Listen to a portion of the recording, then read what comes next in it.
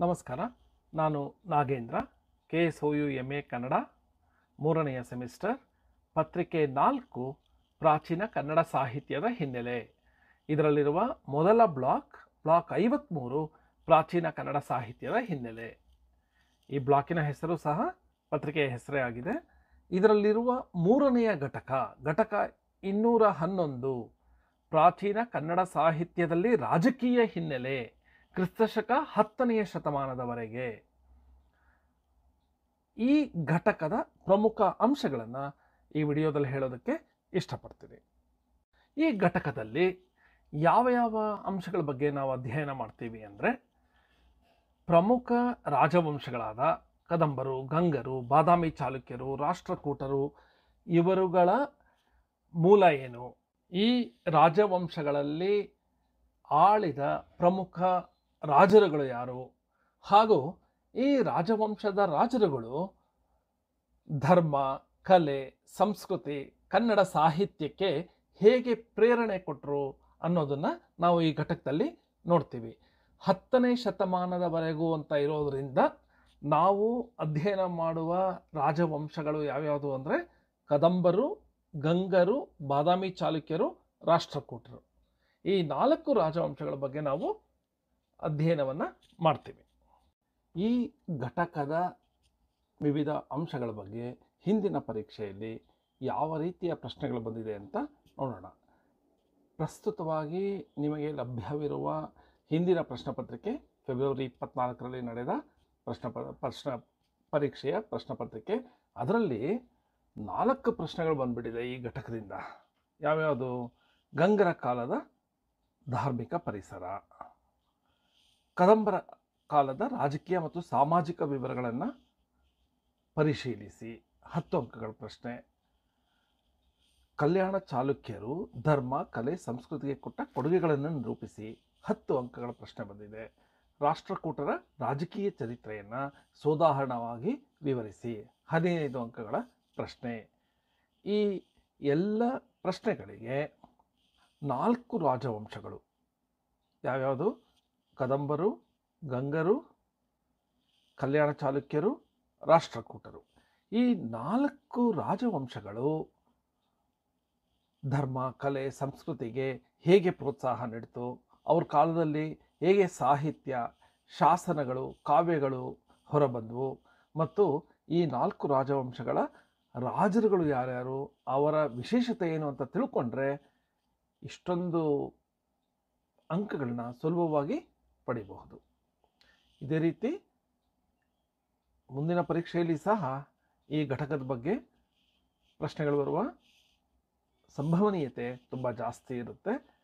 ಆದ್ದರಿಂದ ಈ 4 ರಾಜವಂಶಗಳ ರಾಜಕೀಯ ಚರಿತ್ರೆ ಅಂದರೆ ಯಾವ್ಯಾವ ರಾಜರು ಆಳಿದ್ರು ಮತ್ತು ಅವರ ವಿಶೇಷತೆಗಳೇನು, ಕೆಲವರ ವಿಶೇಷತೆಗಳೇನು, ಇದನ್ನು ತಿಳ್ಕೊಂಡು ಅವರ ಕಾಲದ ಧರ್ಮ, ಕಲೆ, ಸಂಸ್ಕೃತಿ ಮತ್ತು ಸಾಹಿತ್ಯದ ವಿಶೇಷತೆಗಳನ್ನು ನೆನಪಿಟ್ಕೊಳ್ಳೋದು ಬಹಳ ಮುಖ್ಯ. ಘಟಕದ ಈ 4 ರಾಜವಂಶಗಳ ಬಗ್ಗೆ ತಿಳ್ಕೊಳ್ಳೋದಕ್ಕೆ ಮೊದಲು ಪೀಠಿಕೆಯಾಗಿ ಕೆಲವು ವಿಷಯಗಳನ್ನು ನಾವು ತಿಳ್ಕೋಬೇಕು. ಭಾರತದ ಇತಿಹಾಸವನ್ನು ಅಧ್ಯಯನ ಮಾಡೋದಕ್ಕೆ ನಾವು ಆರಂಭ ಮಾಡೋದೇ ಮೌರ್ಯ ರಾಜಮನೆತನದಿಂದ. ಅದರ ಮೊದಲಿನದು ಅಷ್ಟೊಂದು ಪುರಾವೆಗಳಿರಲ್ಲ, ಕುರುಹುಗಳಿಲ್ಲ, ಮತ್ತು ಅದಕ್ಕಿಂತ ಹೆಚ್ಚಾಗಿ ಅದರ ಹಿಂದಿನ ಬಹುತೇಕ ವಿಷಯಗಳು ಪುರಾಣದ ಕಥೆಗಳಿಗೆ ನಾವು ಅನ್ವಯ ಮಾಡ್ಕೊಂಡ್ಬಿಟ್ಟಿದ್ದೀವಿ. ಮೌರ್ಯರಿಂದ ರಾಜಕೀಯ ರಾಜಮನೆತನಗಳನ್ನು ನಾವು ಅಧ್ಯಯನ ಮಾಡಬಹುದು. ಕರ್ನಾಟಕದ ರಾಜಕೀಯ ಸಹ ಮೌರ್ಯರ ಮನೆತನದಿಂದಲೇ ಆರಂಭ ಆಗುತ್ತೆ. ಅಶೋಕನ ಬಂಡೆಗಲ್ಲು ಶಾಸನಗಳು, ಮಸ್ಕಿ, ಬ್ರಹ್ಮಗಿರಿ ಶಾಸನಗಳು ಆ ಕಾಲದ ಮೌರ್ಯರ ರಾಜಕೀಯ ಆಳ್ವಿಕೆ ಮತ್ತು ಅವರ ಪ್ರಾಚೀನತೆ ಎಷ್ಟಿತ್ತು ಅಂತ ತಿಳಿಸುತ್ತೆ. ಮೌರ್ಯರ ನಂತರ ಶಾತವಾಹನರು ಈ ನಾಡಿನ, ಕನ್ನಡ ನಾಡಿನ ಕೆಲವು ಭಾಗಗಳನ್ನು ಆಳಿದರು. ಆ ನಂತರ ಕಂಚಿಯ ಪಲ್ಲವರು ಕೆಲ ಭಾಗಗಳಲ್ಲಿ ತಮ್ಮ ರಾಜಕೀಯ ಹಿಡಿತವನ್ನು ಸಾಧಿಸಿದರು. ಆದರೆ ಕನ್ನಡ ರಾಜಮನೆತನ ಆರಂಭ ಆಗಿದ್ದು ಕದಂಬರು ಅಂತ ಹೇಳ್ಬೋದು, ಕದಂಬರಿಂದ ಅಂತ ಹೇಳ್ಬೋದು. ಕದಂಬರಿಂದ ಆರಂಭಗೊಂಡ ರಾಜಮನೆತನಗಳು ಒಡೆಯರ್ವರೆಗೆ ನಮಗೆ ಸ್ವಾತಂತ್ರ್ಯ ಸಿಗುವವರೆಗೂ ವಿವಿಧ ರಾಜವಂಶಗಳು ನಮ್ಮ ಕನ್ನಡ ನಾಡನ್ನು ಆಳಿದ್ವು. ಒಂದು ಸಾರಾಂಶವಾಗಿ ಹೇಳಬೇಕಾದ್ರೆ ಈ ರಾಜರ ಆಳ್ವಿಕೆಯನ್ನು ಬರೀ ಪ್ರಮುಖರನ್ನು ಮಾತ್ರ ನಾನು ಇಲ್ಲಿ ಹೇಳ್ತಾ ಇರೋದು. ಇದನ್ನು ಬಿಟ್ಟು ಇನ್ನೂ ಹಲವಾರು ಚಿಕ್ಕ ಪುಟ್ಟ ರಾಜವಂಶಗಳಿತ್ತು ಕನ್ನಡದ ವಿವಿಧ ಪ್ರದೇಶಗಳನ್ನು ಆಳಿದ್ದು. ಆದರೆ ಪ್ರಮುಖವಾಗಿ ಹೇಳೋದಾದರೆ ಕ್ರಿಸ್ತಪೂರ್ವ 322ರಿಂದ ಕ್ರಿಸ್ತಪೂರ್ವ 184ರವರೆಗೆ ಮೌರ್ಯರು ಪಾಟಲಿಪುತ್ರ ರಾಜಧಾನಿಯಿಂದ ನಮ್ಮ ಕನ್ನಡ ನಾಡನ್ನು ಆಳಿದ್ರು. ಶ್ರವಣಬೆಳಗೊಳದಲ್ಲಿ ಅವರ ಕುರುಹುಗಳು ಸಿಕ್ಕಿದೆ. ಈ ಮೌರ್ಯರ ಸ್ಥಾಪಕ, ಈ ಮೌರ್ಯ ರಾಜವಂಶದ ಸ್ಥಾಪಕ ಚಂದ್ರಗುಪ್ತ ಮೌರ್ಯ ಅಂತ ಹೇಳ್ಬೋದು. ನಂತರ ಕ್ರಿಸ್ತಪೂರ್ವ 235ರಿಂದ ಕ್ರಿಸ್ತಶಕ 225ರವರೆಗೆ ದೀರ್ಘಕಾಲ ಶಾತವಾಹನರು ನಮ್ಮ ಕನ್ನಡ ನಾಡಿನ ವಿವಿಧ ಭಾಗಗಳನ್ನು ಆಳಿದ್ರು. ಇವರ ರಾಜಧಾನಿ ಸಿಮುಖ ಆಗಿತ್ತು. ಇದರ ಸ್ಥಾಪಕ ಪೈತಾನ. ನಂತರ ಬಂದದ್ದು ಕನ್ನಡದ ರಾಜವಂಶಗಳು. ಇವುಗಳ ಮಧ್ಯೆ ಚಿಕ್ಕ ಪುಟ್ಟ ರಾಜರುಗಳು ಆಯಾ ಪ್ರದೇಶಗಳಲ್ಲಿ ಸಾಮಂತರು, ಪಾಳೆಗಾರರು ಆಳ್ತಾ ಇದ್ರು. ಆದರೆ ರಾಜವಂಶ ಅಂತ ಬಂದಿದ್ದು ಕನ್ನಡದ ಮೊದಲ ರಾಜವಂಶ ಕದಂಬರದು. ಇವರು 340ರಿಂದ 580ರವರೆಗೆ ಆಳಿದ್ರು ರಾಜರಾಗಿ. ಅದಕ್ಕೆ ಮೊದಲು ಮತ್ತು ನಂತರ ಸಾಮಂತರಾಗಿದ್ದರು. ಆದರೆ ರಾಜರಾಗಿ ಆಳಿದ್ದು 340ರಿಂದ 580. ಮಯೂರವರ್ಮ ಇದರ ಸ್ಥಾಪಕ. ಇವರ ರಾಜಧಾನಿ ಬನವಾಸಿ. ಅದೇ ಸಮಯದಲ್ಲೇ ಆರಂಭವಾದದ್ದು 340ರಿಂದ 1024ರವರೆಗೂ ಆಳಿದ ಗಂಗರು. ಇದರ ಸ್ಥಾಪಕ ಕೊಂಗುಣಿ ವರ್ಮ. ಇವನ ರಾಜಧಾನಿ ತಲಕಾಡು. ಇವರು ಸಹ ಕೆಲವೊಮ್ಮೆ ಸ್ವತಂತ್ರವಾಗಿ ಆಳಿದ್ರು. ಬಹುತೇಕ ಸಾಮಂತರ ಅರಸರಾಗಿ ಇದ್ದರು. ನಂತರ ಬಾದಾಮಿ ಚಾಲುಕ್ಯರು 540ರಿಂದ 757ರವರೆಗೆ ಕರ್ನಾಟಕದ ಹಲವಾರು ಪ್ರದೇಶಗಳನ್ನು ಅಲ್ಲದೆ ಉತ್ತರ ಭಾರತದ ಮತ್ತು ದಕ್ಷಿಣ ಭಾರತದ ಕಡೆ ಸಹ ತಮ್ಮ ರಾಜ್ಯವನ್ನು ವಿಸ್ತರಿಸಿಕೊಂಡಿದ್ದರು. ಇದರ ಸ್ಥಾಪಕ ಜಯಸಿಂಹ. ಇವರ ರಾಜಧಾನಿ ಬಾದಾಮಿ. ರಾಷ್ಟ್ರಕೂಟರ ಕಾಲದಲ್ಲಿ ಕನ್ನಡದ ಹಿರಿಮೆ, ಗರಿಮೆ, ಖ್ಯಾತಿ ರಾಷ್ಟ್ರದಾದ್ಯಂತ ಇತ್ತು ಅಂತ ಹೇಳಬಹುದು. ಭರತಖಂಡದ ಎಲ್ಲ ಕಡೆ ಹಬ್ಬಿತ್ತು ಅಂತ ಹೇಳಬಹುದು. ಇವರ ಕಾಲ 757ರಿಂದ 975. ಇದರ ಸ್ಥಾಪಕ ದಂತಿದುರ್ಗ. ಮಾನ್ಯಖೇಟ ಇವರ ರಾಜಧಾನಿ. ಇವರ ನಂತರ ಬಂದವರು ಕಲ್ಯಾಣ ಚಾಲುಕ್ಯರು. ಇವರ ಕಾಲಮಾನ 973ರಿಂದ 1189. ಇವರ ಸ್ಥಾಪಕ ತೈಲಪ. ಇವರ ರಾಜಧಾನಿ ಕಲ್ಯಾಣ. ನಂತರ ಬಂದದ್ದು ಬಹುಶಃ ಅದೇ ಸಮಯದಲ್ಲೇ ದಕ್ಷಿಣದಲ್ಲಿ ಕಲ್ಯಾಣ ಚಾಲುಕ್ಯರು ಉತ್ತರ ಕರ್ನಾಟಕದ ಭಾಗದಲ್ಲಿದ್ದರು. ದಕ್ಷಿಣ ಕರ್ನಾಟಕ ಭಾಗದಲ್ಲಿ 998ರಿಂದ 1342ರವರೆಗೆ ಹೊಯ್ಸಳರು ದಕ್ಷಿಣ ಕರ್ನಾಟಕ ಪ್ರದೇಶವನ್ನು ಆಳಿದ್ರು. ಇದರ ಸ್ಥಾಪಕ ಸಳ. ಇವರ ರಾಜಧಾನಿ ದ್ವಾರಸಮುದ್ರ. ನಂತರ ಮಹಮ್ಮದೀಯರ ಆಕ್ರಮಣಗಳಾಗುತ್ತೆ. ಆಗ ಸ್ಥಾಪನೆಯಾದದ್ದು ವಿಜಯನಗರ. ಇವರ ಕಾಲಮಾನ, ಇವರ ಆಳಿದ್ದು 1336ರಿಂದ 1565. ಸ್ಥಾಪಕ ಹಕ್ಕಬುಕ್ಕರು. ಇವರ ರಾಜಧಾನಿ ಹಂಪೆ. ಮತ್ತು 1399ರಿಂದ 1950ರವರೆಗೆ ಆರಂಭದಲ್ಲಿ ವಿಜಯನಗರದ ಸಾಮಂತರಾಗಿದ್ದ ಮೈಸೂರು ಒಡೆಯರರು ಹಲವು ದಶಕಗಳು ಅಥವಾ ಹಲವು ಶತಮಾನಗಳು ಸ್ವತಂತ್ರರಾಗಿ ಆಳಿದ್ರು. ನಂತರ ಮತ್ತೆ ಬ್ರಿಟಿಷರ ಅಧೀನದಲ್ಲಿ ಆಳಿದ್ದು. ಇವರ ಸ್ಥಾಪಕ, ಈ ಮೈಸೂರು ಒಡೆಯ ರಾಜವಂಶದ ಸ್ಥಾಪಕರು ಯದುರಾಯ ಮತ್ತು ಕೃಷ್ಣರಾಯ. ಇವರ ರಾಜಧಾನಿ ಮೈಸೂರು. ಹೀಗೆ ಕನ್ನಡ ನಾಡನ್ನು ಪ್ರಮುಖವಾಗಿ ಆಳಿದ ಕನ್ನಡಿಗ ರಾಜವಂಶಗಳು ಕದಂಬರು, ಗಂಗರು, ಬಾದಾಮಿ ಚಾಲುಕ್ಯರು, ರಾಷ್ಟ್ರಕೂಟರು, ಕಲ್ಯಾಣ ಚಾಲುಕ್ಯರು, ಹೊಯ್ಸಳರು, ವಿಜಯನಗರರು ಮತ್ತು ಮೈಸೂರು ಒಡೆಯರ್. ಈ ಎಲ್ಲ ರಾಜವಂಶಗಳನ್ನು ಮತ್ತು ಅವುಗಳನ್ನು ಸ್ಥಾಪನೆ ಮಾಡಿದ್ಯಾರು, ಅವರ ರಾಜಧಾನಿ ಯಾವುದು, ಅವರ ಕಾಲಮಾನ ಏನು, ಪ್ರಮುಖ ರಾಜರುಗಳು ಯಾರು ಅನ್ನೋದನ್ನು ನೀವು ನೆನಪಿನಲ್ಲಿಟ್ಕೋಬೇಕು. ಇದು MA ಶಿಕ್ಷಣಕ್ಕೆ ಅಲ್ಲದೆ ನಿಮ್ಮ ಮುಂದಿನ ವಿವಿಧ ಪರೀಕ್ಷೆಗಳಿಗೆ ಬಹಳ ಉಪಯೋಗ ಆಗುತ್ತೆ. ಕನ್ನಡದ ಮೊದಲ ರಾಜವಂಶ ಕದಂಬರು. ಈ ಕದಂಬರ ಮೂಲಪುರುಷ ಯಾರು, ಇವರ ರಾಜಕೀಯ ಚರಿತ್ರೆ ಏನು ಅಂತ ಈಗ ನೋಡೋಣ. ಬಹುಶಃ ಇವರ ಕಾಲಘಟ್ಟವನ್ನು ಕ್ರಿಸ್ತ ಶಕ 3ರಿಂದ 6ನೇ ಶತಮಾನದವರೆಗೆ ಅಂತ ಹೇಳಬಹುದು. ಕದಂಬರು ತಮ್ಮನ್ನು ತಾವು ಮಾನವ್ಯಸ ಗೋತ್ರದವರು, ಹಾರತಿ ಪುತ್ರರು, ಬನವಾಸಿ ಕದಂಬರು ಅಂತ ಅವರೇ ಘೋಷಿಸ್ಕೊಂಡಿದ್ರು. ಬನವಾಸಿ ಅವರ ರಾಜಧಾನಿಯಾಗಿತ್ತು. ಅದೆಲ್ಲಿದೆ? ಅದು ಶಿವಮೊಗ್ಗ ಜಿಲ್ಲೆ ಸೊರಬ ತಾಲೂಕಿನ ಪಶ್ಚಿಮ ಗಡಿಯಲ್ಲಿರುವ ವರದಾ ನದಿಯ ತೀರದಲ್ಲಿ ಬನವಾಸಿ ಇದೆ. ಬನವಾಸಿಯನ್ನ ಬನವಸೆ, ಬನವಾಸಿ, ವನವಾಸಿ, ವನವಾಸ ಎಂಬ ವಿವಿಧ ಹೆಸರುಗಳಿಂದ ಗುರುತಿಸಲಾಗುತ್ತೆ. ಮಹಾಭಾರತದಲ್ಲಿ ಈ ಪ್ರದೇಶವನ್ನ ವನವಾಸ ಅಂತ ಸಹ ಹೇಳಿದೆ. ಬೌದ್ಧ ಕೃತಿಗಳಲ್ಲಿ ಸಹ ಅಶೋಕ ಪಶ್ಚಿಮ ಕರಾವಳಿಯ ಅಪರಾಂತ ಮತ್ತು ವನವಾಸಕ್ಕೆ ಬೌದ್ಧ ಭಿಕ್ಷೆಗಳನ್ನು ಕಳಿಸಿದ ಅಂತ ಹೇಳಿದೆ. ಈ ವನವಾಸ ಅನ್ನೋದು ಇದೇ ಬನವಾಸಿ. ಹಲವಾರು ಪ್ರಾಕೃತ ಶಾಸನಗಳಲ್ಲಿ ವನವಾಸದ ಯಾತ್ರಾರ್ಥಿಗಳು ರಾಜರಿಂದ ನಿರ್ಮಿತವಾದ ಬೌದ್ಧ ದೇವಾಲಯಗಳನ್ನು ಸಂದರ್ಶಿಸಿದರು ಅಂತ ಹೇಳಿದೆ. ಕ್ರಿಸ್ತಶಕ 2ನೇ ಶತಮಾನದಲ್ಲಿ ಕನ್ನಡ ನಾಡಿಗೆ ಭೇಟಿ ಇದ್ದ ಟಾಲಮಿ ತನ್ನ ಗ್ರಂಥದಲ್ಲಿ ಬೈಜಾಂಟಿಯನ್ ಅಂತ ಉಲ್ಲೇಖಿಸಿದ್ದಾನೆ. ಈ ಬೈಜಾಂಟಿಯನ್ ಅಂದರೆ ಬನವಾಸಿಯ ಮತ್ತೊಂದು ಹೆಸರಾದ ವೈಜಂತಿಪುರದ ಗ್ರೀಕ್ ರೂಪ ಅಂತ ಹೇಳಲಾಗಿದೆ. ಜಿನಸೇನಾಚಾರ್ಯರು ತಮ್ಮ ಮಹಾಪುರಾಣ ಗ್ರಂಥದಲ್ಲಿ ಈ ಬನವಾಸಿಯನ್ನ ಭರತ ಜಯಿಸಿದ ವೈಜಯಂತಿ ಮಹಾದ್ವಾರ ಅಂತ ಹೇಳಿದ್ದಾರೆ.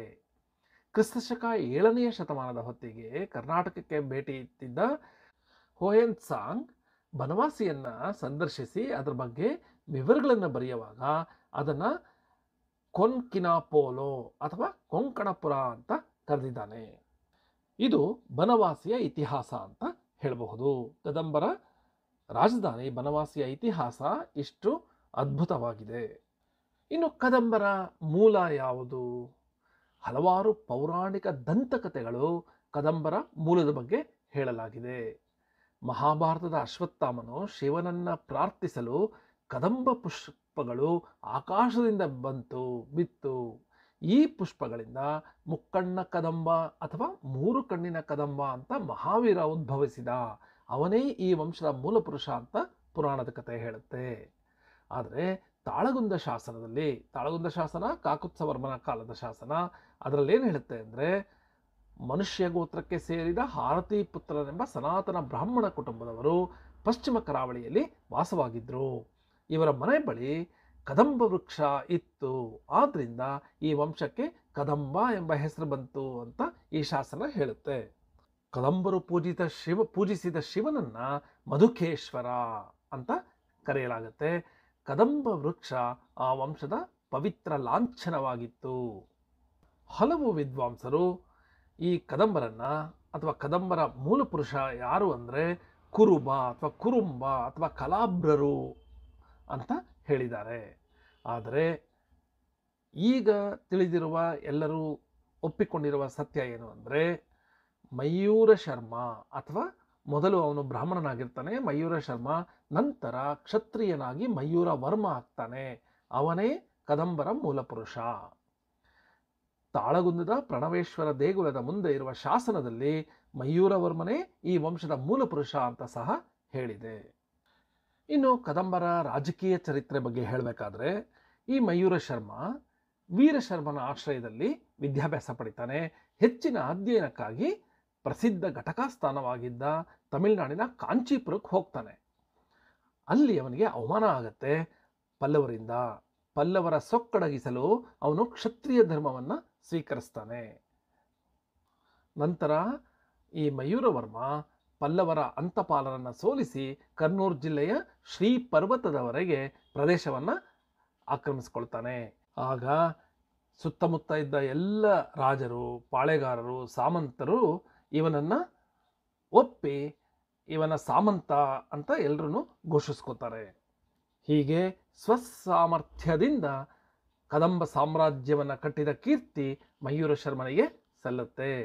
ಈ ಈ ಒಂದು ಸಂದರ್ಭದಲ್ಲಿ ಡಾಕ್ಟರ್ ರಾಜ್ಕುಮಾರ್ ಅವರ ಮಯೂರ ಚಲನಚಿತ್ರವನ್ನು ನೆನೆಸ್ಕೋಬಹುದು.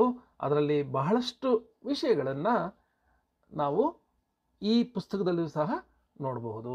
ಈ ನಮ್ಮ ಘಟಕದಲ್ಲೂ ಸಹ ಅದರಲ್ಲಿರುವ ಹಲವಾರು ವಿಷಯಗಳನ್ನು ನಾವಿಲ್ಲಿ ನೋಡಬಹುದು. ಆದರೆ ಅದು ಚಲನಚಿತ್ರ ಆದ್ದರಿಂದ ಅದು ಬೇರೆಯದೇ ರೀತಿಯಲ್ಲಿ ಹೇಳಲಾಗಿದೆ. ಆದರೆ ಹಲವಾರು ವಿಷಯಗಳನ್ನು ಆ ಚಲನಚಿತ್ರದಲ್ಲಿ ಮಯೂರದಲ್ಲಿ ತೋರಿಸಲಾಗಿದೆ. ಬನವಾಸಿ ಸಮೀಪ ಸಿಕ್ಕಿರುವ ಗುಡ್ಡಾಪುರ ಶಾಸನದಲ್ಲಿ ಮಯೂರ ಶರ್ಮನ ತಂದೆ ಬಂಧುಶೇಣ ತಾತ ವೀರಶರ್ಮ ಅಂತ ಹೇಳಿದೆ. ಈ ತಾತ ವೀರಶರ್ಮನೇ ಮಯೂರನ ಗುರುವು ಸಹ ಆಗಿರಬಹುದು. ಮತ್ತೊಂದು ಪ್ರತಿಪಾದನೆ ಏನು ಅಂದರೆ, ಬಂಧುಶೇಣ ತಾಳಗುಂದ, ಬನವಾಸಿ ಸುತ್ತಮುತ್ತಲ ಗ್ರಾಮಗಳಲ್ಲಿ ಆಡಳಿತ ನಡೆಸ್ತಾ ಇದ್ದ, ಪಾಳೆಗಾರನಾಗಿದ್ದ. ತಂದೆಯ ಕಾರ್ಯವನ್ನು ಮಗ ಮುಂದುವರಿಸಿ ಮುಂದೆ ಮಯೂರ ಶರ್ಮನಿಂದ ಮಯೂರ ವರ್ಮನಾಗಿ ಪರಿವರ್ತಿತನಾದ ಅಂತ ಸಹ ಹೇಳಲಾಗುತ್ತೆ. ಮಯೂರ ಶರ್ಮನ ಕಾಲ 345ರಿಂದ 360 ಅಥವಾ 365 ಅಂತ ಸಹ ಹೇಳ್ತಾರೆ.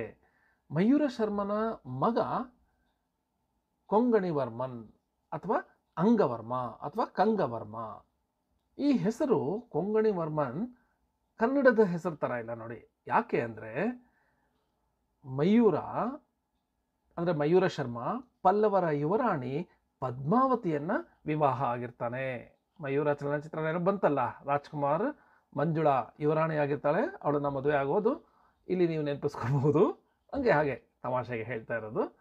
ಆಗಲೇ ಕನ್ನಡ ಮತ್ತು ತಮಿಳರ ಮಧ್ಯೆ ಸಂಬಂಧಗಳು ನಡೀತಾ ಇತ್ತು ಅನ್ನೋದು ಸಹ ಇಲ್ಲಿ ನಾವು ನೆನಪಿಸ್ಕೋಬಹುದು. ಆದ್ದರಿಂದ ಮಗನ ಹೆಸರನ್ನು ಕೊಂಗಣಿ ವರ್ಮನ್ ಅಂತ ಹೇಳಲಾಗಿದೆ. ಕೊಂಗ ಅನ್ನೋದು ಬಹುಶಃ ತಮಿಳರನ್ನು ಸೂಚಿಸುವ ಪದ. ಆದ್ದರಿಂದ ಮಗನಿಗೆ ಕೊಂಗಣಿ ವರ್ಮನ್ ಅಂತ ಹೆಸರಿಟ್ಟಿದ್ದ ಮಯೂರ ಶರ್ಮ. ಕೊಂಗಣಿ ವರ್ಮ 365ರಿಂದ 390ರವರೆಗೂ ಆಡಳಿತ ನಡೆಸ್ತಾನೆ. ನಂತರ ಅವನ ಮಗ ಭಗೀರಥ ಅಥವಾ ಭಗೀತಾರಹ ಇವನು ಆಡಳಿತವನ್ನು 390ರಿಂದ 415ರವರೆಗೂ ನಡೆಸ್ತಾನೆ. ಭಗೀರಥನ ನಂತರ ಆಳಿದವನು ರಘುವರ್ಮ. ರಘುವರ್ಮ 415ರಿಂದ 435ರವರೆಗೆ ರಾಜ್ಯವನ್ನು ಆಳ್ತಾನೆ. ಈ ರಘುವರ್ಮನಿಗೆ ಮಕ್ಕಳಿರೋದಿಲ್ಲ. ಆದ್ದರಿಂದ ಹಲಸಿ ಪ್ರಾಂತ್ಯವನ್ನು ಆಳುತ್ತಿದ್ದ ಕಾಕುಸ್ಥವರ್ಮ ಕದಂಬರ ಸಿಂಹಾಸನಕ್ಕೆ ಏರ್ತಾನೆ. ತಾಳಗುಂದದ ಪ್ರಣವೇಶ್ವರ ಕೆರೆಯನ್ನು ಈ ಕಾಕುಸ್ಥವರ್ಮನೆ ಕಟ್ಟಿಸಿದ ಅಂತ ತಾಳಗುಂದದ ಶಾಸನ ತಿಳಿಸುತ್ತೆ. ಈತನ ಅವಧಿಯಲ್ಲೇ ರಚನೆಯಾಗದ್ದು ಹಲ್ಮಿಡಿ ಶಾಸನ, ಕನ್ನಡದ ಮೊದಲ ಶಾಸನ ಅಂತ ಇದುವರೆಗೆ ಎಲ್ಲರೂ ಒಪ್ಕೊಂಡಿದ್ರು. ಕಾಕುತ್ಸವರ್ಮನಿಗೆ ಶಾಂತಿವರ್ಮ, ಮಾಂಧಾತವರ್ಮ, ಕೃಷ್ಣವರ್ಮ ಅಂತ 3 ಗಂಡು ಮಕ್ಕಳು, 4 ಹೆಣ್ಣು ಮಕ್ಕಳಿದ್ರು. ಹೆಣ್ಣು ಮಕ್ಕಳನ್ನು ಚಂದ್ರಗುಪ್ತನ ವಿಕ್ರಮಾದಿತ್ಯನ ಮಗನಾದ ಕುಮಾರಗುಪ್ತನಿಗೆ, ಮತ್ತೊಬ್ಬ ಹೆಣ್ಮಗಳನ್ನು ವಿದರ್ಭದ ವಾಕಾಟದ ದೊರೆ ನರೇಂದ್ರನಿಗೆ, ಮತ್ತೊಬ್ಬಳನ್ನು ಆಳುಪರಾಜನಿಗೆ, ಮತ್ತೊಬ್ಬಳನ್ನು ತಲಕಾಡು ಗಂಗರಾಜನಿಗೆ ಮದುವೆ ಮಾಡಿ ಕೊಡ್ತಾನೆ. ಹೀಗೆ ಆಗಿನ ಕಾಲದಲ್ಲೇ ರಾಜರುಗಳು ತಮ್ಮ ಹೆಣ್ಣು ಮಕ್ಕಳನ್ನು ಮತ್ತೊಬ್ಬ ರಾಜನ ಮಕ್ಕಳಿಗೆ ಕೊಡೋದು ಒಂದು ಪದ್ಧತಿಯಾಗಿತ್ತು. ಶಾಂತಿವರ್ಮ ಚಿಕ್ಕ ವಯಸ್ಸಿನಲ್ಲೇ ಸತ್ತು ಹೋಗ್ತಾನೆ. ಆದ್ದರಿಂದ ಕೇವಲ 455ರಿಂದ 460ರವರೆಗೆ ಮಾತ್ರ ಅವನು ಆಡಳಿತ ಮಾಡಿರ್ತಾನೆ. ನಂತರ ಶಾಂತಿವರ್ಮನ ನಂತರ ಅವನ ಮಗ ಮೃಗೇಶವರ್ಮ ಪಟ್ಟಕ್ಕೆ ಬರ್ತಾನೆ. ಆಗ ಕಾಕುತ್ಸವರ್ಮ ಮೊಮ್ಮಗನಿಗೆ ಪಟ್ಟ ಕಟ್ಟಿ ನಿಶ್ಚಿಂತನಾಗ್ತಾನೆ. ಪಲ್ಲವರ ಆಕ್ರಮಣವನ್ನು ಮೃಗೇಶವರ್ಮ ಯಶಸ್ವಿಯಾಗಿ ಎದುರಿಸಿ ಅವ್ರ ಕಡೆಯವನ್ನೆಲ್ಲ ಸೋಲಿಸ್ತಾನೆ. ಆದರೆ ಮೃಗೇಶವರ್ಮನ ಕಾಲದಲ್ಲಿ ದಾಯಾದಿ ಕಲಹ ಜಾಸ್ತಿ ಆಗುತ್ತೆ. ಆಗ ಕದಂಬರ ರಾಜ್ಯ ಕ್ಷೀಣಿಸಲು ಆರಂಭವಾಗುತ್ತೆ. ಮೃಗೇಶವರ್ಮನ ಚಿಕ್ಕಪ್ಪ ಕೃಷ್ಣವರ್ಮ ಪಲ್ಲವರ ಸಹಾಯದಿಂದ ಮೃಗೇಶನಿಂದ ಶ್ರೀಪರ್ವತ, ಉಚ್ಚಂಗಿಗಳನ್ನು ವಶಪಡಿಸ್ಕೋತಾನೆ. ಮೃಗೇಶನ ನಂತರ 5 ವರ್ಷಗಳ ಕಾಲ ಶಿವಮಾಂಧಾತಿವರ್ಮ ಆಡಳಿತ ನಡೆಸ್ತಾನೆ. ನಂತರ ರವಿವರ್ಮ ಆಡಳಿತವನ್ನು ಕೈಗೆ ತಗೋತಾನೆ. ಆತ ರವಿವರ್ಮ 485ರಿಂದ 519ರವರ ದೀರ್ಘಕಾಲದವರೆಗೆ ಆಡಳಿತವನ್ನು ನಡೆಸ್ತಾನೆ. ರವಿವರ್ಮನ ನಂತರ ಹಲವು ವರ್ಷಗಳ ಕಾಲ ಹರಿವರ್ಮ ಆಡಳಿತ ನಡೆಸ್ತಾನೆ. ಆದರೆ ಆ ಸಮಯದಲ್ಲಿ ಕದಂಬರಲ ವಂಶಜರಲ್ಲಿ ಹಲವಾರು ಭಿನ್ನಾಭಿಪ್ರಾಯ, ದಾಯಾದಿ ಕಲಹಗಳು ಏರ್ಪಟ್ಟಿರುತ್ತೆ. ಅವರ ಪ್ರಾಬಲ್ಯ ಕ್ಷೀಣಿಸತೊಡಗುತ್ತೆ. ರವಿವರ್ಮನನ್ನ ಬನವಾಸಿಯ ಕದಂಬರ ಕೊನೆಯ ದೊರೆ ಅಂತ ಸಹ ಹೇಳಲಾಗುತ್ತೆ. ಆದರೆ ಹರಿವರ್ಮ 11 ವರ್ಷಗಳ ಕಾಲ ನಂತರ ಆಡಳಿತವನ್ನು ನಡೆಸ್ತಾನೆ ಕೆಲವು ಪ್ರದೇಶಗಳಲ್ಲಿ. ಹೀಗೆ ಕದಂಬರ